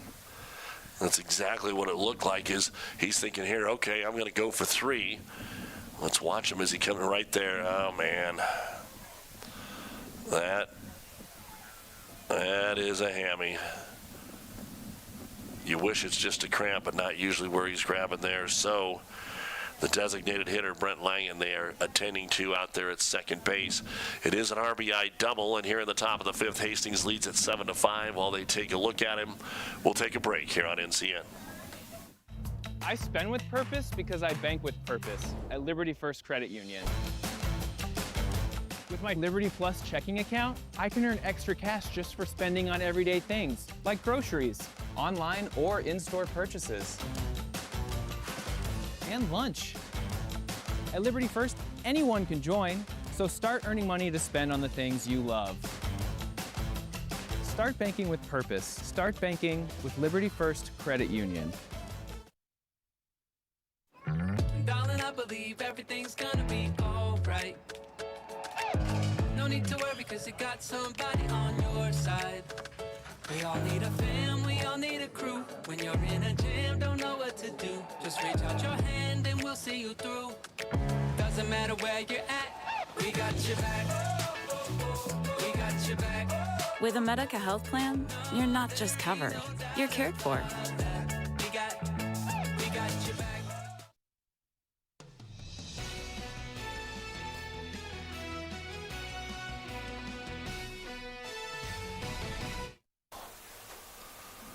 All right, you see, unfortunately, the injury there to Brett Langen, who hit a ball that would have been out in 90% of the ballparks in this state, which then means you're not going to get injured.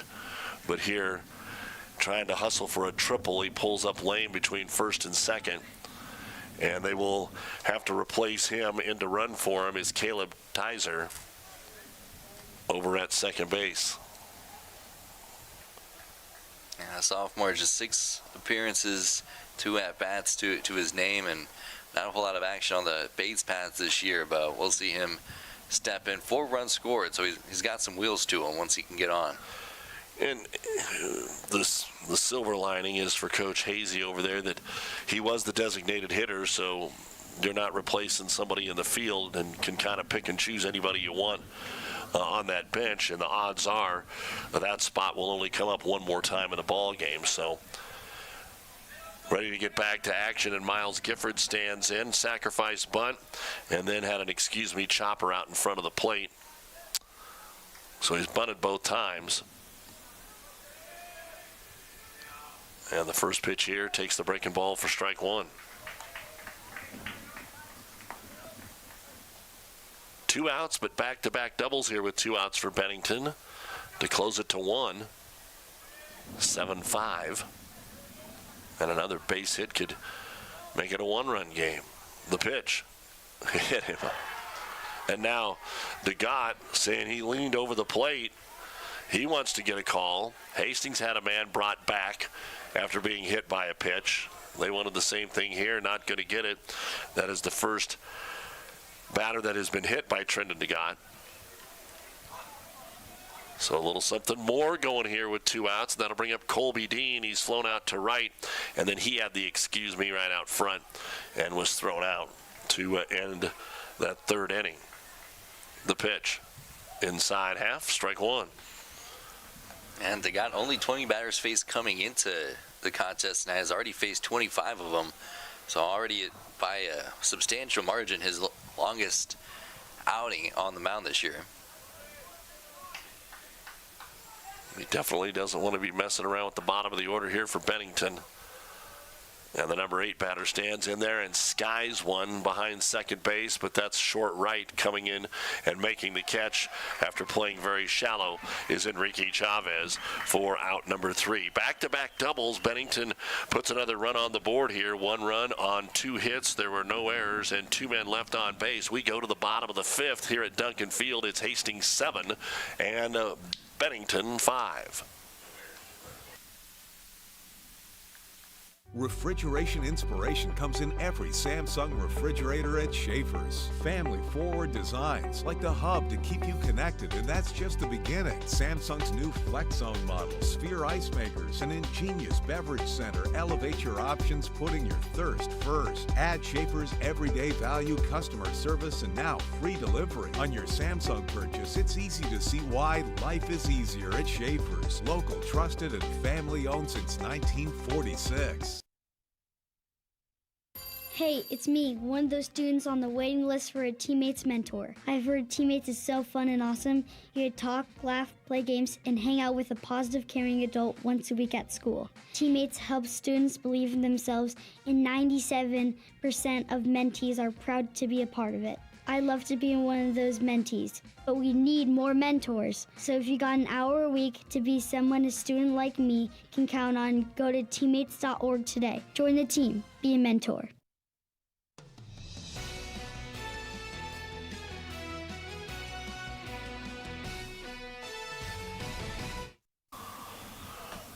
Well, we've got a pitching change here. What do you got for us, Brandon? Yeah, it's Wyatt Nordmeyer, the senior right-handed pitcher, making his 4th appearance of the season. He's gotten through 8 full innings, giving up 5 hits, 5 runs, 4 of them earned, struck out 12, and walked 6 among the 37 batters he's faced so far this season, coming in to replace the starting pitcher who got through the first, where were we at? 4 innings, yep. 4 innings, giving up 7 hits, 7 runs, and left 3 Tigers on the base paths throughout the afternoon. Struck out 7 Hastings batters, walked 1, but he also hit 4 of them. And Zane Thomas is due up here for Hastings. He was at the plate when Ablett was thrown out trying to steal. And there's the numbers on Wyatt Nordmeyer for Bennington. So trying to keep this a 2-run game with 2 more at-bats coming up for the Badgers of Bennington. Going to the bottom of the 5th. Thompson 1 for 2, struck out in the 1st, and had a 2 RBI single in the 3rd and came around to score. Different approaches going into the 5th inning. Hastings trying to get all that they can out of Trendon DeGott, and Bennington going to the bullpen first to get a fresh arm out there, keep the deficit at 2. All right, Nordmeyer's first pitch is right down the pipe for strike number 1. Again, you take a look at what Nordmeyer's done out there. You talked about that. He also is a strikeout pitcher, 12 Ks in the 8 innings worth of work. Yeah, that's what Bennington wants here. There's a little breaking ball elevated into right field, short right. Who's going to take it? Second baseman back up over the shoulder. Gabe Nickel will haul it in for out number 1. Very, very impressive glove work from Nickel, going towards the wall over his shoulder. And we've mentioned it a couple of times. Right there is when the artificial turf turns into grass. So a little bit of a change of feel. You know, with the winds, every little thing matters, chasing a pop-up like that, but he gets it done. That'll bring up Peyton Drake, who had his first triple of the year last time, drove in 2, takes a strike here. Probably a while since Peyton had a triple, but boy, he took one out there to the wall and tagged it well. The 0-1. Going to bounce off the plate for ball 1, 1-1. Quinn Simmons would be next. Again, 6 of the 7 runs here for Hastings came in the 3rd inning. Outside of the 3rd, only 2 hits in the ball game for Hastings. And the pitch swung on and sky. That should be playable over around first in foul territory. But there it is again. Kind of losing your balance. You could tell the back pedal there by Molnarek. And as soon as you step back and all of a sudden you kind of drop your knee, your hip, you lose your balance. And some home field advantage there for the Tigers. And once again, remember, that's what happened to Drake last time. They couldn't get to a foul ball, and he peppered it out into right center. Yeah, tough stuff for Monarch out there. Just everything going against him. The wind going towards the dugout. The right-handed batter is going to add a little bit extra spin to it going that way.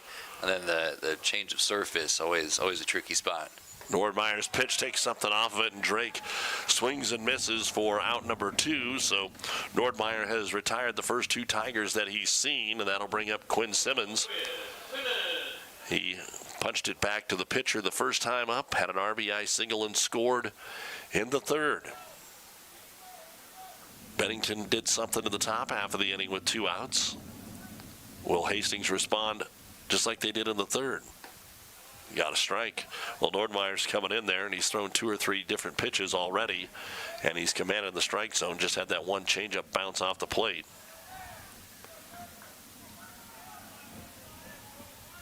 And the 0-1. That one's going to be poked at. Can it get down? And no, the shortstop will come over, Brendan DeLuz, and make the catch. You could tell that wasn't going to get out to deep center, but a couple of pop-ups handled by the second baseman and shortstop, and it's 3 up, 3 down here for Nordmeyer, keeping Bennington in the ball game here in the bottom of the 5th. No runs, no hits, no errors, nobody left on base, and we will go to the 6th. Your score, Hastings 7. Bennington 5 on NCN.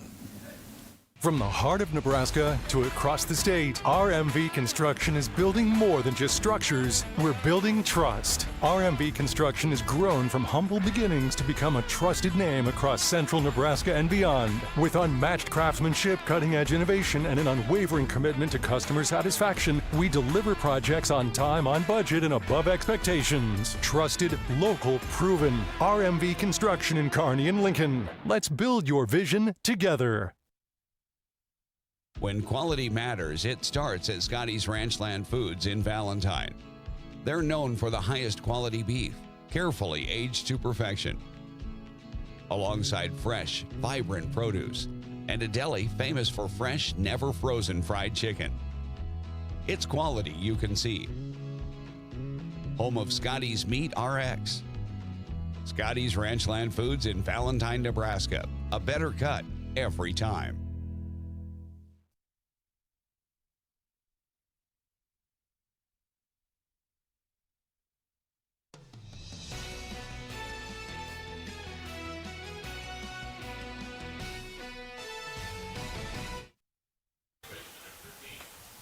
Well, Braden Kloster came in to a pinch hit in the number 9 role for Baylor Ewing. And the first pitch he saw, he grounds into left field for a leadoff single. So a good pinch hitting move here for Bennington. And now back to the top of the order, Kellen Malnarek, who is 2 for 3 in this baseball game as the throw goes over to first. A very good lineup management. Kloster, typically an everyday player, got the day off from the starting lineup. He's had 9 hits coming into the contest. He comes in, turns the order over, gets on base, exactly what you have drawn up on the Bennington dugout. And there's a strike dropped in there to Molnarek. 4 in the third, 1 in the fifth for Bennington. Down by 2, leadoff man aboard. And Trinidad Gott has went the distance here for Hastings. Now it's up to Coach Marquardt how much longer are they going to leave him in the baseball game would be the story. He has hit 81 pitches, which isn't too many. I think they want to get him through this inning, and then he plunks a guy. So he'd been clean, and now he's hit a man in the last 2 innings, and that'll put runners at first and second. And now the catcher, Noah Langford, steps in there, grounded into a double play, had an RBI double, and grounded out to shortstop. And that's probably it right here for Trinidad Gott. As here comes the stroll to the mound, and that's exactly what's going to happen. We are going to have a pitching change here. Trinidad Gott goes 5 innings plus 2 batters, and he'll have the responsibility of both of these. I have him for 2 strikeouts. He never walked a guy, but now has hit a batter in the last 2 innings. So while we have the pitching change, we will take a break and be back with the info in a moment. Big ideas, bold graphics, quality products you're proud to wear. That is Custom Sports.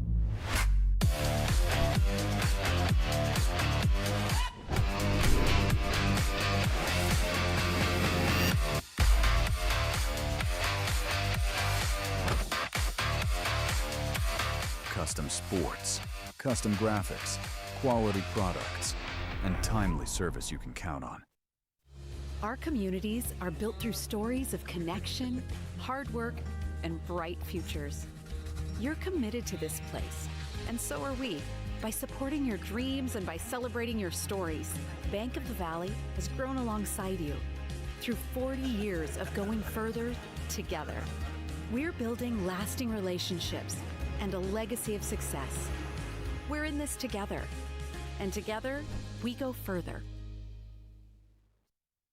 NCN Sports is brought to you by Husker Rehab, treating the cause of the pain, not just the symptoms. By Schaefer's, we are more than just TVs and appliances. And by Claybaugh Pharmacy, your locally owned hometown pharmacy.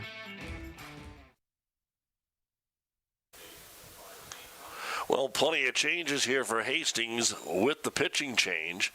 Clayton Arnold will come in, his 4th appearance on the season. He'll inherit 2 runners and nobody out in the 6th with Hastings leading at 7-5, Brandon. Yeah, Arnold's been their leading pitcher out of the bullpen, making his 4th appearance. All coming in late relief settings. The sophomore's gotten through 6 1/3, giving up 3 hits, no runs allowed so far, 8 strikeouts, and 3 walks in the 26 batters he's faced. And he'll come in. That leaves Trendon DeGant to go to short. Zane Thompson goes over to second from first, and then Nick Bentensky comes in at first. All right, laying down the bunt, hard charge from Drake, but his only play is over to first, and he threw it away. And this is what bunting can do for you. Both runners are going to be able to score because it is the size of the mall in Minneapolis here at Duncan Field, and this ball game is tied. Drake charged it hard, but threw it low over to Kavensky, and it gets by Nick. Now, a lot of moving pieces defensively when you have Peyton Drake crashing from third, because then DeGant has to come in behind him and cover third behind him. And then a little bit of hesitation. Can I get the guy at third? Can I try to get the runner at second? Can't get either. Throws it over to first, and just a bit low, and then sneaks into, like I said, miles worth of grass out there. A ton of space, dangerous spot for the Tiger defense. So that ties the game at 7, and Deleuze will stand in there. Brandon has a 1-for-3 day. He's probably the only one that's happy to see DeGant gone. And both of those runs will be assessed to Trendon as Arlt puts the pitch in there, and that's going to be hit into the gap in right center field, and Bennington has taken the lead, and it rolls, and it rolls, and it rolls. And look at the speed on this young man. That's a triple. They're trying to maybe send him for an inside-the-park home run. They hit the cutoff man. It's an inside-the-park home run. Brendan Deleuze with the inside-the-park home run. That's the first home run of any kind for Bennington this year.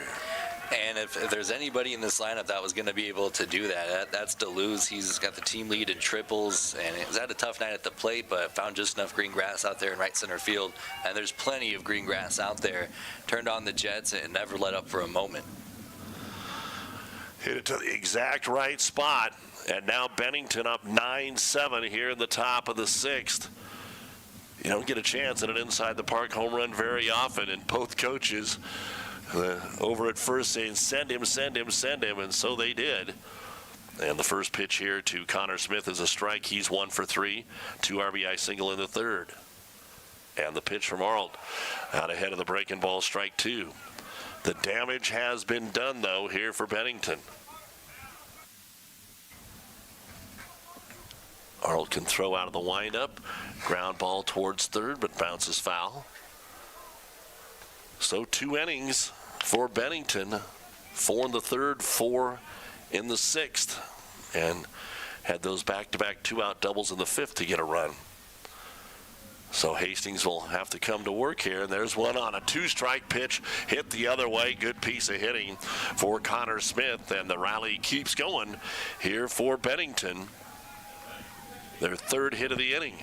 Still nobody out. That's the crucial thing here for Hastings. They haven't been able to record it out yet, and now we're in the meat of the order. 4-5-6. Gabe Nickel, the number 5 hitter. He is 3-for-3 in the game. 2 singles and a double.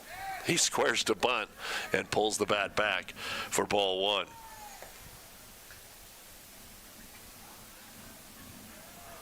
And it shows you that Coach Hazy is not going to have any problem telling anybody or giving them a bunt sign. And again, a low pitch. Throw back down to first. And this is where Hastings has to make sure they don't get into a snowball fight, which happened on that bunt. Just trying to advance a couple of runners. The throw into the dirt over at first. 2 runs scored. The next runner got to third. And then you have the inside the park home run. And a 2-0 count. Doesn't have to square it a bunt this time. Strike 1. 2-1 to Gabe Nickel. Brett Langen would be next. And Langen has a couple of doubles in the ball game.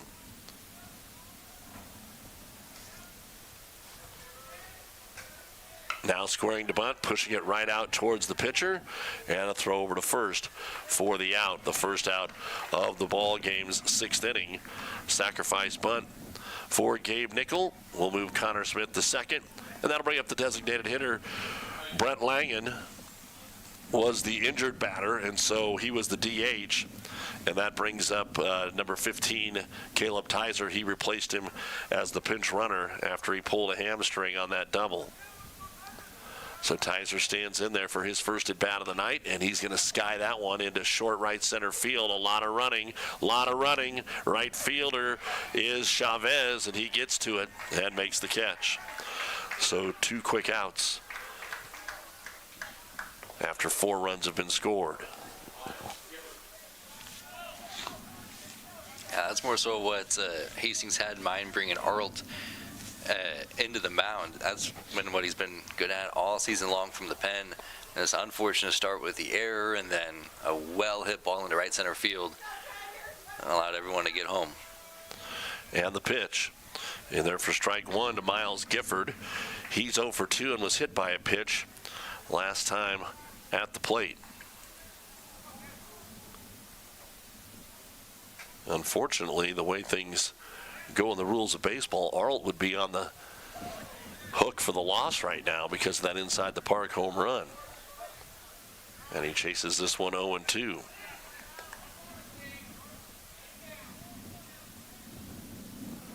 But Hastings still has 2 at-bats as we're here in the top of the 6th. Has had a little bit of everything. A couple of big innings, an ejection, some good defense. Plenty of balls hit to the wall, which we never thought we would see. Maybe once or twice, but it's happened 4 or 5 times now. Colby Dean on deck. Bennington threatening to bat around again here in the 6th like they did in the 3rd. The 1-2. That's going to be hit high in the air, left center. The wind's going to push it over towards Havlet in center field, and he'll make the catch. So after the damage was done, 3 straight recorded here after that sacrifice bunt by Nickel.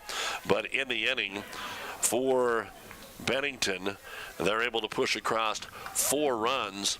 They do that on 3 base hits, the 1 big error, and 1 man left on base. So we go to the bottom of the 6th here at Duncan Field. Bennington has regained the lead. It's the Badgers 9 and Hastings 7 on News Channel Nebraska. It all starts at Big Red Motorsports in O'Neill, a side-by-side built to work with you on the farm or the ranch. A trusted partner when you're out hunting. And the adventurous speed to feel the thrill when it's time to play. Work hard, ride hard, play hard. Big Red Motorsports in O'Neill, powering your passion every step of the way. Behind every switch you flip, innovation is at work. NPPD is using advanced technology to generate and deliver the reliable energy you have come to expect. Like AI-driven platforms to optimize energy generation, drones for infrastructure inspection, advanced metering for faster outage detection, and helping advance carbon capture and sequestration technologies. It's not just electricity we are delivering, it's innovation, powering the state, empowering your life. Nebraska Public Power District.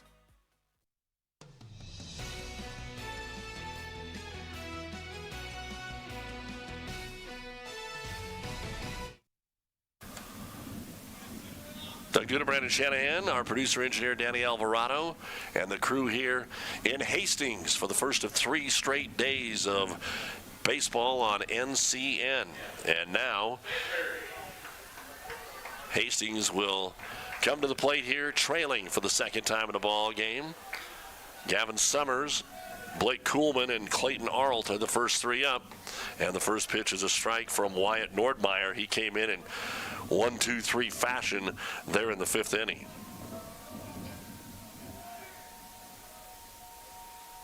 And he has got some pretty wicked stuff. The pitch, look at that breaking ball. And it's strike 2, 0-2. For Summers, he walked in the 2nd and then was hit by a pitch in the 3rd.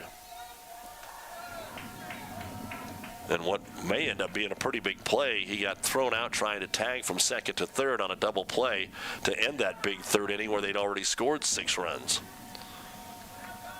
But only 1 hit since then. And this pitch will miss, ball 1. So Hastings needing to get that leadoff man aboard here, down by 2. Wyatt Nordmeyer. Will fire one in there. Strike three. Nope, got it. Got a little bit of it. So a foul tick to stay alive. But definitely a different style pitcher here for Nordmeyer than Mendocino, who had kind of that slow whipping arm look. Here it's over the top, and you can't really designate when he's got that breaking ball ready because he's popped the fastball from the same general motion. Ball two here, 2-2. Yeah, it's been a great management lineup from the folks at Bennington to get two different pitchers to really change the speed coming from the mound. And that one just missed. Ball three, a little low. 3-2. So the number 8 hitter, Summers trying to work something out here. Probably would see Kuhlman lay down a bunt from the 9 hole, even though it's a 2-run game. Let's find out. Then time will be called. Shallow and left, pretty much straight up in center and right. Infield playing deep up the middle. Normal depth at first and third with a full count. Wyatt Nordmeyer with the payoff pitch here to Gavin Summers. And it's outside, lead-off walk, ball 4. Great at-bat from Summers there to stay in the pocket. Went down 0-2, battled all the way back, worked the walk, fouled a couple of pitches off along the way, and a leadoff man is huge for the Tigers. All right, Blake Kuhlman will stay in there. He's your starting catcher. He's your number 9 man. Called out on strikes in the second. Was hit by a pitch in the third. And let's see what Coach Marquardt wants to do. With the top of the order. And Clayton Arnold next. Squares to bunt. Pulls it back. Low. Ball 1. So the dugout's starting to make a little noise again. Trying to get some fired up over there. Get the signals down from the third base coach's box. Back and forth we go. Bennington currently up by 2. Bottom of the 6th scheduled for 7. Squares to bunt again. Offered at it. Throw down to first. And he's safe. The ball was there. Just didn't get the tag down on him. And it is a strike, 1-1. That'd have been a huge play for Bennington. Yeah, it looks like he just missed right over the right arm, got in between there, but great throw from Langford at first to almost catch him sleeping out there at first. And the 1-1. Squares to bunt again. Got that one down. Catcher couldn't find it, but that's okay. It's right out to Nordmeyer for the easy play. So they do get the sacrifice. Runner over to second. And Noah Langford takes care of Blake Kuhlman on the sacrifice bunt. And that'll bring up Clayton Arnold. Started at short. He's now the pitcher. And we're going to see a trip to the mound here. And a pitching change for Bennington.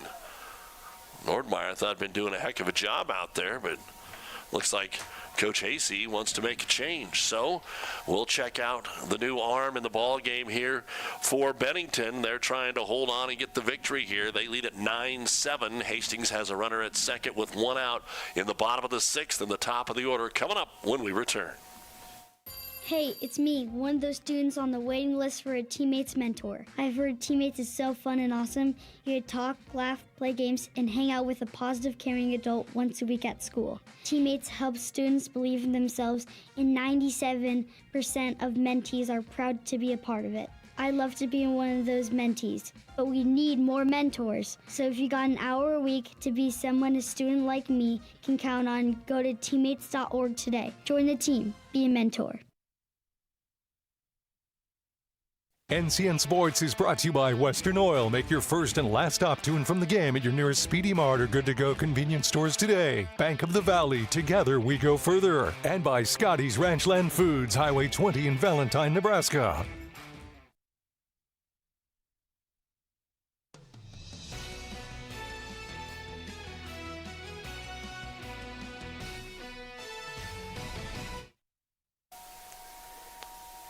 Doug Duda, Brandon Shanahan back with you here at Duncan Field, the third pitcher of the afternoon.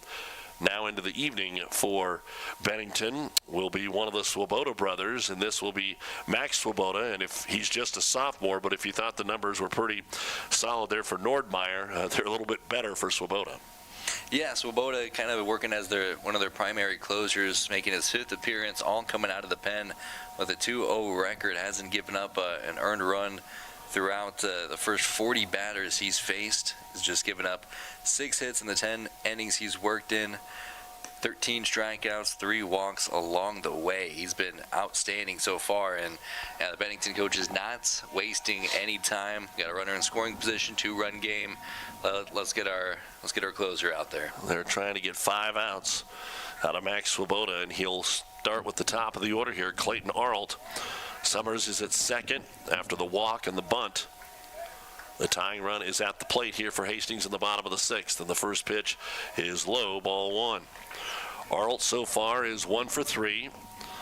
Singled to start the 3rd and scored. Struck out to start the game and flew out to center to end the 3rd inning as he had 2 at-bats there in the 3rd. And the pitch going to be called a strike in the upper part of the zone. 1-1. Don't think Clayton liked that. And now that he's pitching for Hastings, he's going to want the same call in the top of the 7th. The 1-1 swung on and hit towards short. It's going to be picked up on a hop, long throw over to first, and they got him. So 2 outs, advancing Summers over to 3rd. And a good play out there by the shortstop, who is now, no, that's still DeLuz over there, excuse me. Still DeLuz over there, who had the inside the park home run to give him the lead, break that 7-7 tie. And the speed translates out into the field. Hit it in a pretty good part of the infield. A lot of times it'll sneak through the middle between the second base bag and short, but DeLuz able to get there in time, scoops it up, and fires it first for out number 2. So Trendon Nagat, who was the starting pitcher, that one bounces, and here comes the runner home, and you've got a free one. That's the second time a wild pitch has scored a Hastings runner, and it's now 9-8. Yeah, we talked about the field dimensions here at Duncan Field. Lots of green pretty much everywhere you look. Behind the plate, no different. Tons of space out here, and not a lot of hard exterior on the backstop to get a favorable bounce. So easy 90 feet advance there for Hastings, and they needed it. Yeah, even your catcher, Noah Langford, knew that there was no reason to sprint because the run was coming in. So 9-8, Trendon Nagat. A 1-1 count here with the bases empty and 2 gone in the 6th. And that one's going to be popped up in the infield. Pitcher could make the call, will make the call, and Swoboda will haul it in for out number 3. So Hastings gets 1. They're still going to need at least 1 when we get to the 7th inning. We had 1 run on no hits. There was a walk and a bunt, and then the wild pitch scored him. There were no errors and nobody left on base. We go to the 7th. It is Bennington 9, Hastings 8. We've got a good one for you today on News Channel Nebraska. Landmark Implement is your local authorized John Deere dealer. Landmark's trained and certified sales staff will help you find the right equipment for your needs, all backed by Landmark's extensive parts and service network. Whether it's a tractor, planter, combine, lawn and garden tractor, or gator, every piece of equipment in our inventory is ready to work hard for your operation. Landmark's team works together to make sure everything that is sold meets their quality standards. Stop by your local Landmark Implement or learn more at landmarkimp.com to experience the Landmark difference.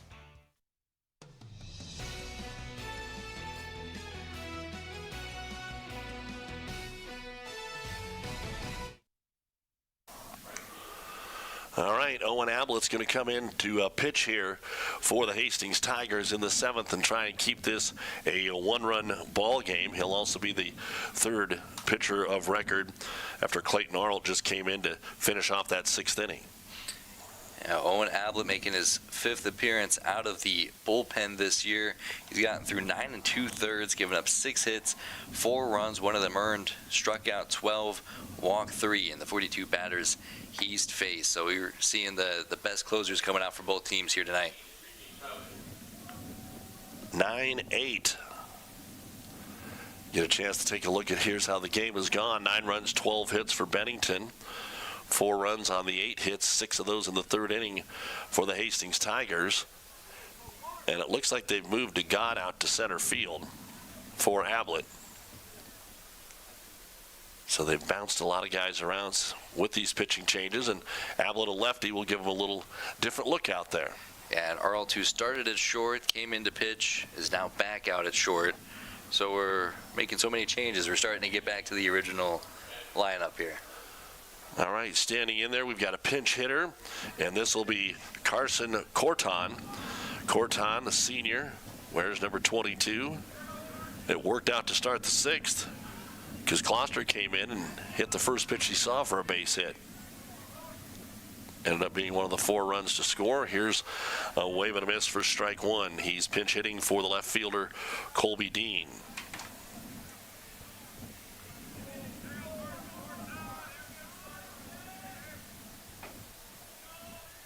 And the lefty drops down, and they're going to look down to first for an appeal. Did he go? Say no. Hastings really didn't like that call. Guess I'd have to look at the replay. I thought that was 50-50 at best. Yeah, it seemed pretty straightforward to me, but been one of those games. Ablett with the 1-1. Doesn't matter, he's out ahead of that one. Strike 2. 1-2 to Carson Corton. And then next, Kloster will stay in. He's batting next, and Molnarek, the top of the order here in the 7th, 8-9-1. The pitch. Swung on. Boy, he's got some good movement. Ablett gets away from the catcher, and Kuhlman will throw down to first for the out. So strikeout here to start the 7th inning, and that'll bring up Braden Kloster, singled to left in his first appearance.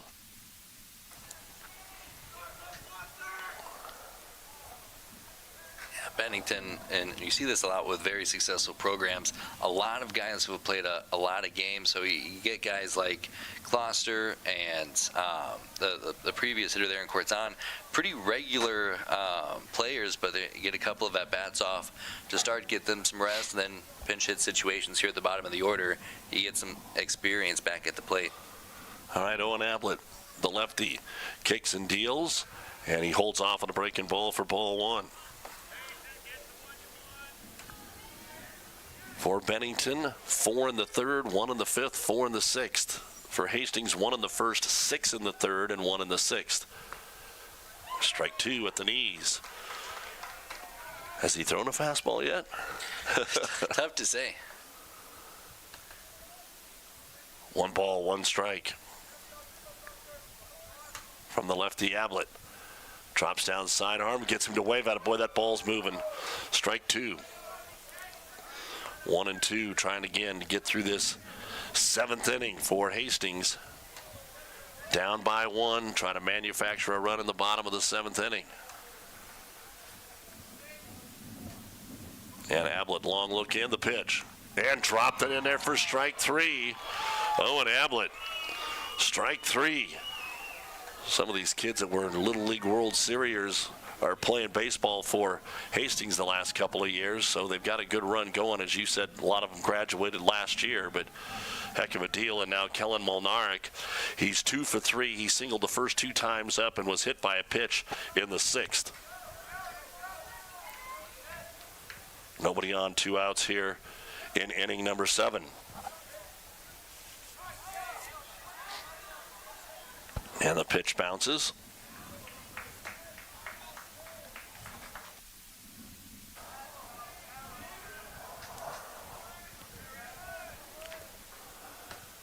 One and 0. Waving the bat, Molnarek. Low, ball 2.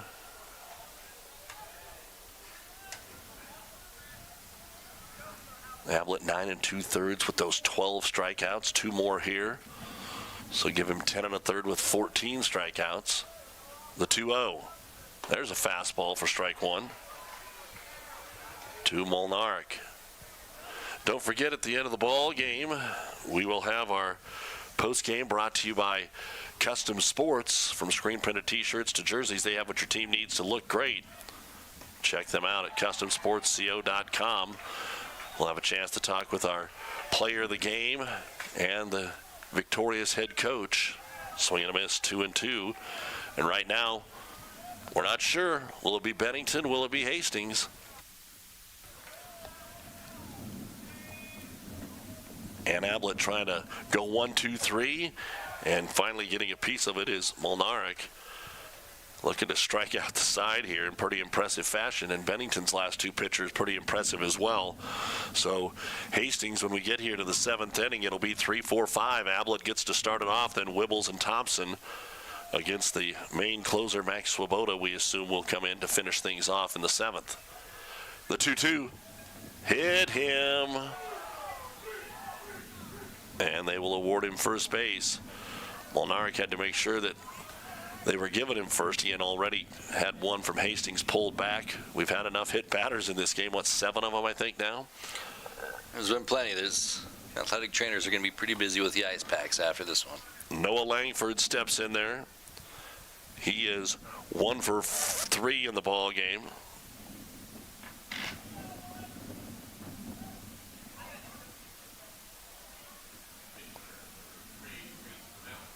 And it looks like we'll get that courtesy runner again for Bennington. Reese Malley will come in over at first. An RBI double in the 3rd, grounded into a double play, hit it to short, and then a sacrifice bunt the last time he was up. Takes one away here, ball 1. So Ablett does not want an extended top of the 7th, that's for sure. Had the count in his favor, and then he plunked Molnarek. The pitch. Breaking ball, drops that in there. It's a beauty. Strike 1, 1-1. The old scoreboard has put 3 outs up there. They're hoping from the hometown fans here at Duncan Field that they get that. A little manifestation. Not a big lead against the lefty, and the pitch is swung on and missed. Gets that by Langford, and it is now 1-2. DeLuz, who had the inside the park home run to make it 9-7 last inning, would be on deck. And they don't want him up again. A little extra time from Ablett. And he's going to get strike 3 called, drops it over the inner half. So he does end up striking out the side, working around the hit by pitch. No runs, no hits, no errors. 1 man left on base, and here we go. Bottom of the 7th, Duncan Field, Eastern Midlands Conference game. It's Bennington 9, Hastings 8. Can the Tigers get it tied up? We'll find out in a moment.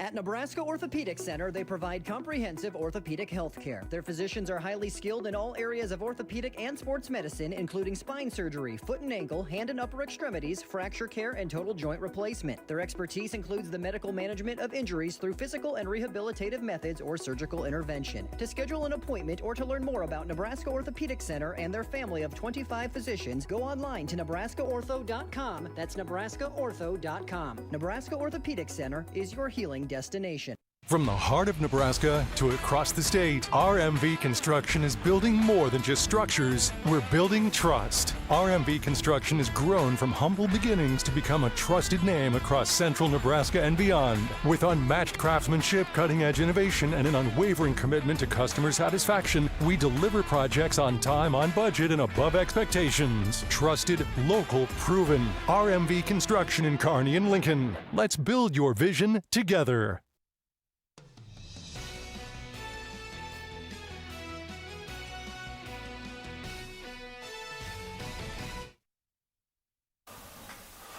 Doug Dunebrand and Shanahan, we go to the bottom of the 7th and final inning, and Hastings needs a run. Our high school baseball brought to you by RMV Construction. If you have a construction project that needs built, RMV is the company you need to call.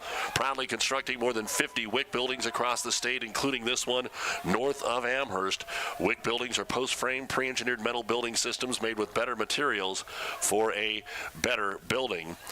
RMV Construction, they'll help you expand your ag operation, create your next barn dominium, or develop commercial space by constructing a WIC building with unmatched durability, energy efficiency, and design flexibility. Trusted, local, proven RMV Construction with offices in Kearney and Lincoln. And Ablett chops it into the ground. The charge and the throw over to first. They get him by a half step. Good play by Brendan DeLuz. And Bennington 2 outs away from the victory here, Brandon. Yeah, DeLuz just showing off the speed that he's got going on today. Obviously, then the park home run. Then a couple of a ball's hit up the middle that against a lot of Nebraska shortstops would get through, be a leadoff single. Duluth's able to hawk it down and fires over to first. Ben Wibbles hoping for his first hit of the game. He's 0 for 3, did reach on an error. As they're going against Max Swoboda, the closer for Bennington. Takes the first pitch low, ball 1. Not many men left on base today for Hastings. None the last 3 innings. The 1-0 swung on and fouled back. Trying to chase down that Swoboda fastball. It's 1-1. Zane Thompson is on deck. He's 1 for 3. And then it would be Peyton Drake. He's 1 for 3. Bennington with 4 in the 6th, including that inside the park home run to get the lead. Here's a chopper towards third. Going to be fielded there by Smith. The throw across, and Bennington is 1 out away. On the ground out by Ben Wibbles. That'll bring up Zane Thompson. Don't forget, we'll be talking about our player of the game coming up here at the end of the contest, brought to you by Nebraska Orthopedic Center, your healing destination. Brandon will have a chance to talk with the player of the game and the victorious coach, and right now that's looking like Bennington, unless Hastings can make a 2-out rally with Zane Thompson. The pitch, low, ball 1.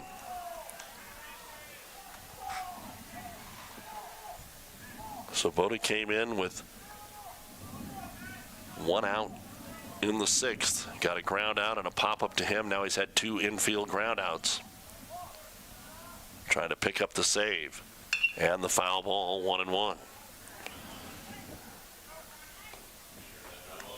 Again tomorrow, Adams Central will be in action up at Norfolk. And we'll have that for you here on News Channel Nebraska. That game also getting underway at 4:30. And the pitch at the knees, strike 2, 1-2. Adams Central playing Holdridge this afternoon, and Adams Central leading that game in the 7th by a score of 8-4. 1 ball, 2 strikes. Max Swoboda brings it into Thompson, and it's low. Ball 2, 2-2. Had one called at the knee, so you bring one in a little bit lower, try to get him to chase. Didn't happen. Bases empty here with 2 outs. Hastings only down by 1, but doesn't have a base runner. And the 2-2. Swung on and missed, and Swoboda gets the save here for Bennington. And Hastings played a really good baseball game, but Bennington, the number 4 team in Class B, comes in and is able to get 5 straight outs from Max Swoboda to finish this one out. No runs, no hits, no errors, nobody left on base there in inning number 7. And the final score this afternoon from historic Duncan Field is Bennington 9 and Hastings 8. Hastings will fall to 4-8. Bennington will improve to 9-4 on the season. Coming up on NCN, we'll bring you post-game action brought to you by Custom Sports. We'll catch up with the victorious coach in Scott Hazy, and we'll also get a chance to talk to our player of the game. Stay with us. NCN Sports is brought to you by Husker Rehab, treating the cause of the pain, not just the symptoms. By Schaefer's, we are more than just TVs and appliances. And by Claybaugh Pharmacy, your locally owned hometown pharmacy. So this yellow jacket, it basically symbolizes that it's showtime. The Yellow Jackets are a throwback to Monday Night Football. The 1970s, Keith Jackson, Howard Cosell. That was the big broadcast in the country. Now we're the big broadcast in Nebraska. When News Channel Nebraska is covering a game, we want you to know that we take it seriously. We want to dress sharp. We have pride in what we do. And we're going to wear those yellow jackets to show people, you know, we're a little old school, but we're also the important broadcast of the night. When you're running the bases of a busy day, let Speedy Mart at 13235 Grover Street in Omaha knock it out of the park. Start your morning with breakfast made with the real thing, fresh eggs, Step inside for tasty snacks, refreshing drinks, and friendly service that treats you like family. With a dynamic team full of energy and great chemistry, every stop feels like a win. Speedy Mart, where every visit is a home run.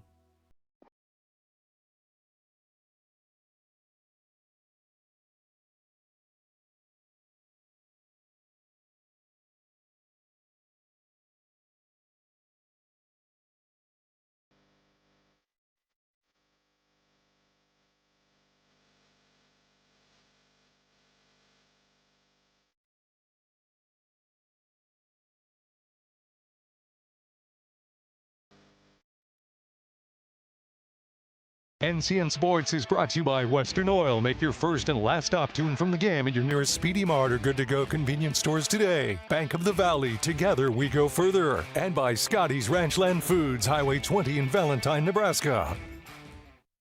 At first, I was really nervous and intimidated to buy a ring. My experience at Starter Heyman was very easy. I felt like I walked out with the ring that was going to make her go wow and say yes. I love my ring. It is so beautiful. I get compliments on it all the time. I always tell them Starter Heyman.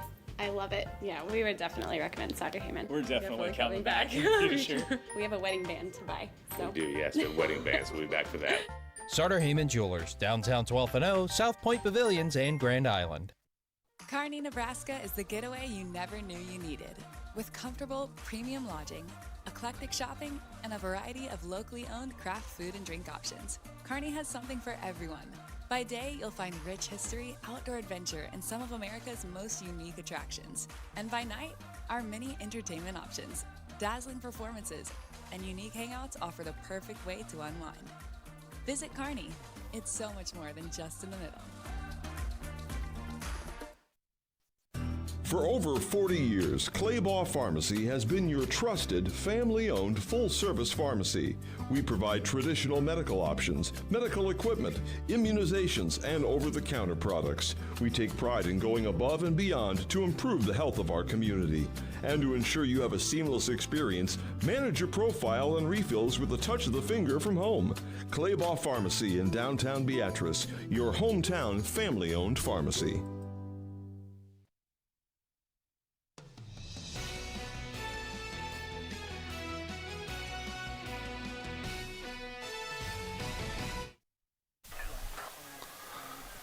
Well, a very competitive game here this afternoon. It goes about 2 hours and 20 minutes. And in the end, Bennington is able to have two big innings to Hastings' one big inning. And they win it by a score of 9-8. This is the Custom Sports postgame show brought to you by Custom Sports. From screen printed t-shirts to jerseys, they have what your team needs to look great.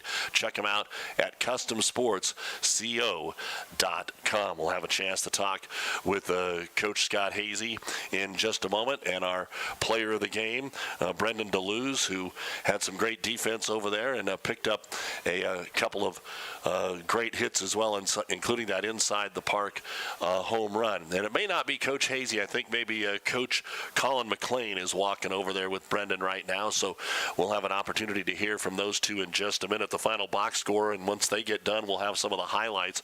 But for Hastings, 8 runs on 7 hits. There was 1 error and 4 men left on base. As we said, they didn't leave anybody on. They did get that run across in the 6th, but nothing much in the final 4 innings. And then for Bennington, 9 runs on 13 hits. There were 2 errors and 8 men left on base in this baseball game.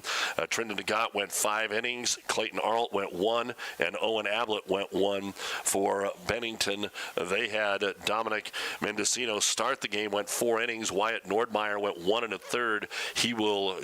Wyatt Nordmeyer came in, 1 1/3. He will get the win, and then 1 2/3 for Max Swoboda, and he will get the save in the baseball game. So the win again for Bennington, 9-8, and it looks like they're ready to go. So let's send it down to Brandon Shanahan with the victorious Bennington Badgers.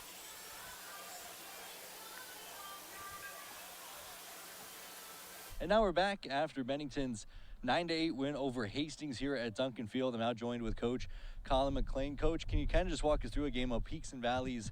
How is your team? Waves. Yeah, I mean, the last couple games this week, we've hit some kind of bumps in the road, and jumping down like that where Hastings finds a way to score 6 in the bottom of the third makes it challenging. But we showed a lot of grit and continued to keep grinding out at bats, find a way to put some runs up, put pressure on them.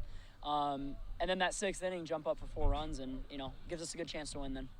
And now with this part of the season, of course, wins are the premium, but a lot of good teams on your schedule. How good does it feel to come away with a W here at Duncan Field? Yeah, I mean, every EMC game is tough. Like, you look through our conference 1 through 11, and there's no easy games there. And so we knew traveling out here that it was going to be a challenging game. And, again, we just continue to try to go 1-0 every day. That's our challenge. And now down the stretch, managing different players, it seemed like a lot of everyday players got to come in as a pinch hitter down in the lineup. Can you kind of walk me through how important it is to have guys that can step up at any given moment? Yeah, I mean, we got 20 guys on this varsity roster, and we trust all of them. There's a reason we kept them, and so anytime we can get them an opportunity, it's good to see that we have guys that can step in and step into roles and do a job. And so that's fun as coaches when you know that, hey, if someone's not doing what they need to do, we can step someone else in and they can take care of a job. Awesome. And final question for you. With DeLue's home run in the 6th, when it came off the bat, was there any doubt that he was going to get all the way around? Oh, I was sending him the whole way. I saw the ball get in the gap, 405 out there. There was no shot I was going to stop waving him. So, no doubt. Awesome, Coach. Well, congrats on the win, and now we'll switch it over to our player of the game, Brendan DeLue's. I'll ask you the same question. When that ball came off your bat into right center field, did you have any doubt? No, I had no doubt. I knew it was going to roll because this wind going straight out to right field. I was just like, I got to get home on this one. And now a tough week or so for your team, 3 straight losses coming into today. How good does it feel to come away with a win against a good Hastings team like this? Feels great. It was a nice, gritty win, like Coach said, and it's a big EMC game, so we just need to capitalize, and from here on out, we got to flow. Awesome. And now you're still back at work later on this week, so still plenty of work to be done. What do you hope that this team kind of puts together here down the stretch? We've been kind of hitting our rough spot, and I hope we just kind of coast from here, get the bats hot like this game. We got a lot of hits, and I see us doing really good things. Awesome. Brendan DeLue's our player of the game, brought to you by Nebraska Orthopedic. I'm Brandon Shanahan from News Channel Nebraska. All right, good words there from assistant coach or Awesome. co-head coaches, Colin McLean. He works it with Scott Hazy, and then, of course, Brendan DeLue's with the inside the park home run, our player of the game, as Brendan said, brought to you by Nebraska Orthopedic Center, your healing destination. We've got a chance to take a look at some of the highlights of the ball game here as well in our post-game show, and there was quite a few of them. A lot of dynamite there in the third inning today, and had a very nice start to the ball game. As Brandon said, this Bennington team was 8-4, but they hadn't won in the month of April yet. They had lost to Gretna, Waverly, and Gross, and had last Friday's game with Elkhorn postponed. They do take on Pius at home tomorrow. And as we get things underway, Bennington starts the baseball game with a leadoff single by Kellen Molnarek, but Noah Langford grounds into the double play here, 6-3, and handled there by Clayton Arnold. And had a chance later in the game to do that, but it kind of came off his glove for an error, and so that squelched an early Bennington start. Then we go to the bottom of the first, and we see the wild pitch here on the check swing, and not everybody was quite sure if he'd got all the way around, if it was a foul ball or not, but scampering home was Trendon DeGott, and it was a 1-0 lead. And then we had some pretty good power later on in the ball game. Here's the third inning where Bennington had their first 6 men get base hits in this contest, and the double hit in there to the gap by Noah Langford. So he hits it to the double play. The next time up, he hits it all the way to the wall. No double play there. And 2 more RBIs here from Connor Smith as he's able to drive in the runs with the bases juiced. And it ended up being a 4-run inning for Bennington. No free passes there in the inning. And Bennington will get that 4th run of the ball game right here as Brent Langen gets another double. Unfortunately for him, later on, the next at bat, he would have a double and pull up with a hamstring. So he had to leave the game with an injury, and those hammies probably going to keep him out for a little while. So after the 4-run inning by Bennington, Hastings came right back at it. As you can see, loaded the bases with 1 out there, and Ben Wibbles and Zane Thompson come through. Thompson cuts it to 4-3, and then how about this stroke out into right center field by Peyton Drake. It is the first triple of the season for Hastings, and that was right out there where DeLuz hit his inside the park home run. But Drake's going to take the triple here, drive in 2 runs. He'll eventually come in to score, and Hastings answers with a 6-run inning here and gets themselves up in the ball game by a score of 7-5. As you can see, Quinn Simmons driving one back up the middle. That'll take us to the top of the 5th. Hastings is up 7-4, and here's the play we were talking about for Bennington in the 5th inning as you see Gabe Nickel double, and then you see with 2 outs Brent Langen come in there and pulls up lame. He drove in the run to make it 7-5. In the 6th, 2 runs across after an error on a bunt, and here's the play we were talking about. Our player of the game, Brendan DeLuz, hits it into the right center field gap, and you can see both coaches saying send him. Hastings had a chance here, but instead of throwing it to the plate, they hit the cutoff man, who then brought it in, and an inside the park home run, something you don't see every day. Well, Hastings tried to get back in this one. A 2-out wild pitch cut it to 1 in the bottom of the 6th, making it 9-8. Bennington holding on to a 1-run lead. That came after a walk and a bunt, and then a ground out got him to 3rd. But in the end, it's Max Swoboda getting on the mound and going 1-2-3 in the 7th. He came in needing 5 outs, and he got all 5 in order, 2 in the 6th and 3 in the 7th, to pick up the save. And Bennington hangs on for a 9-8 win over Hastings. We'll be back and wrap things up on NCN from Duncan Field right after this.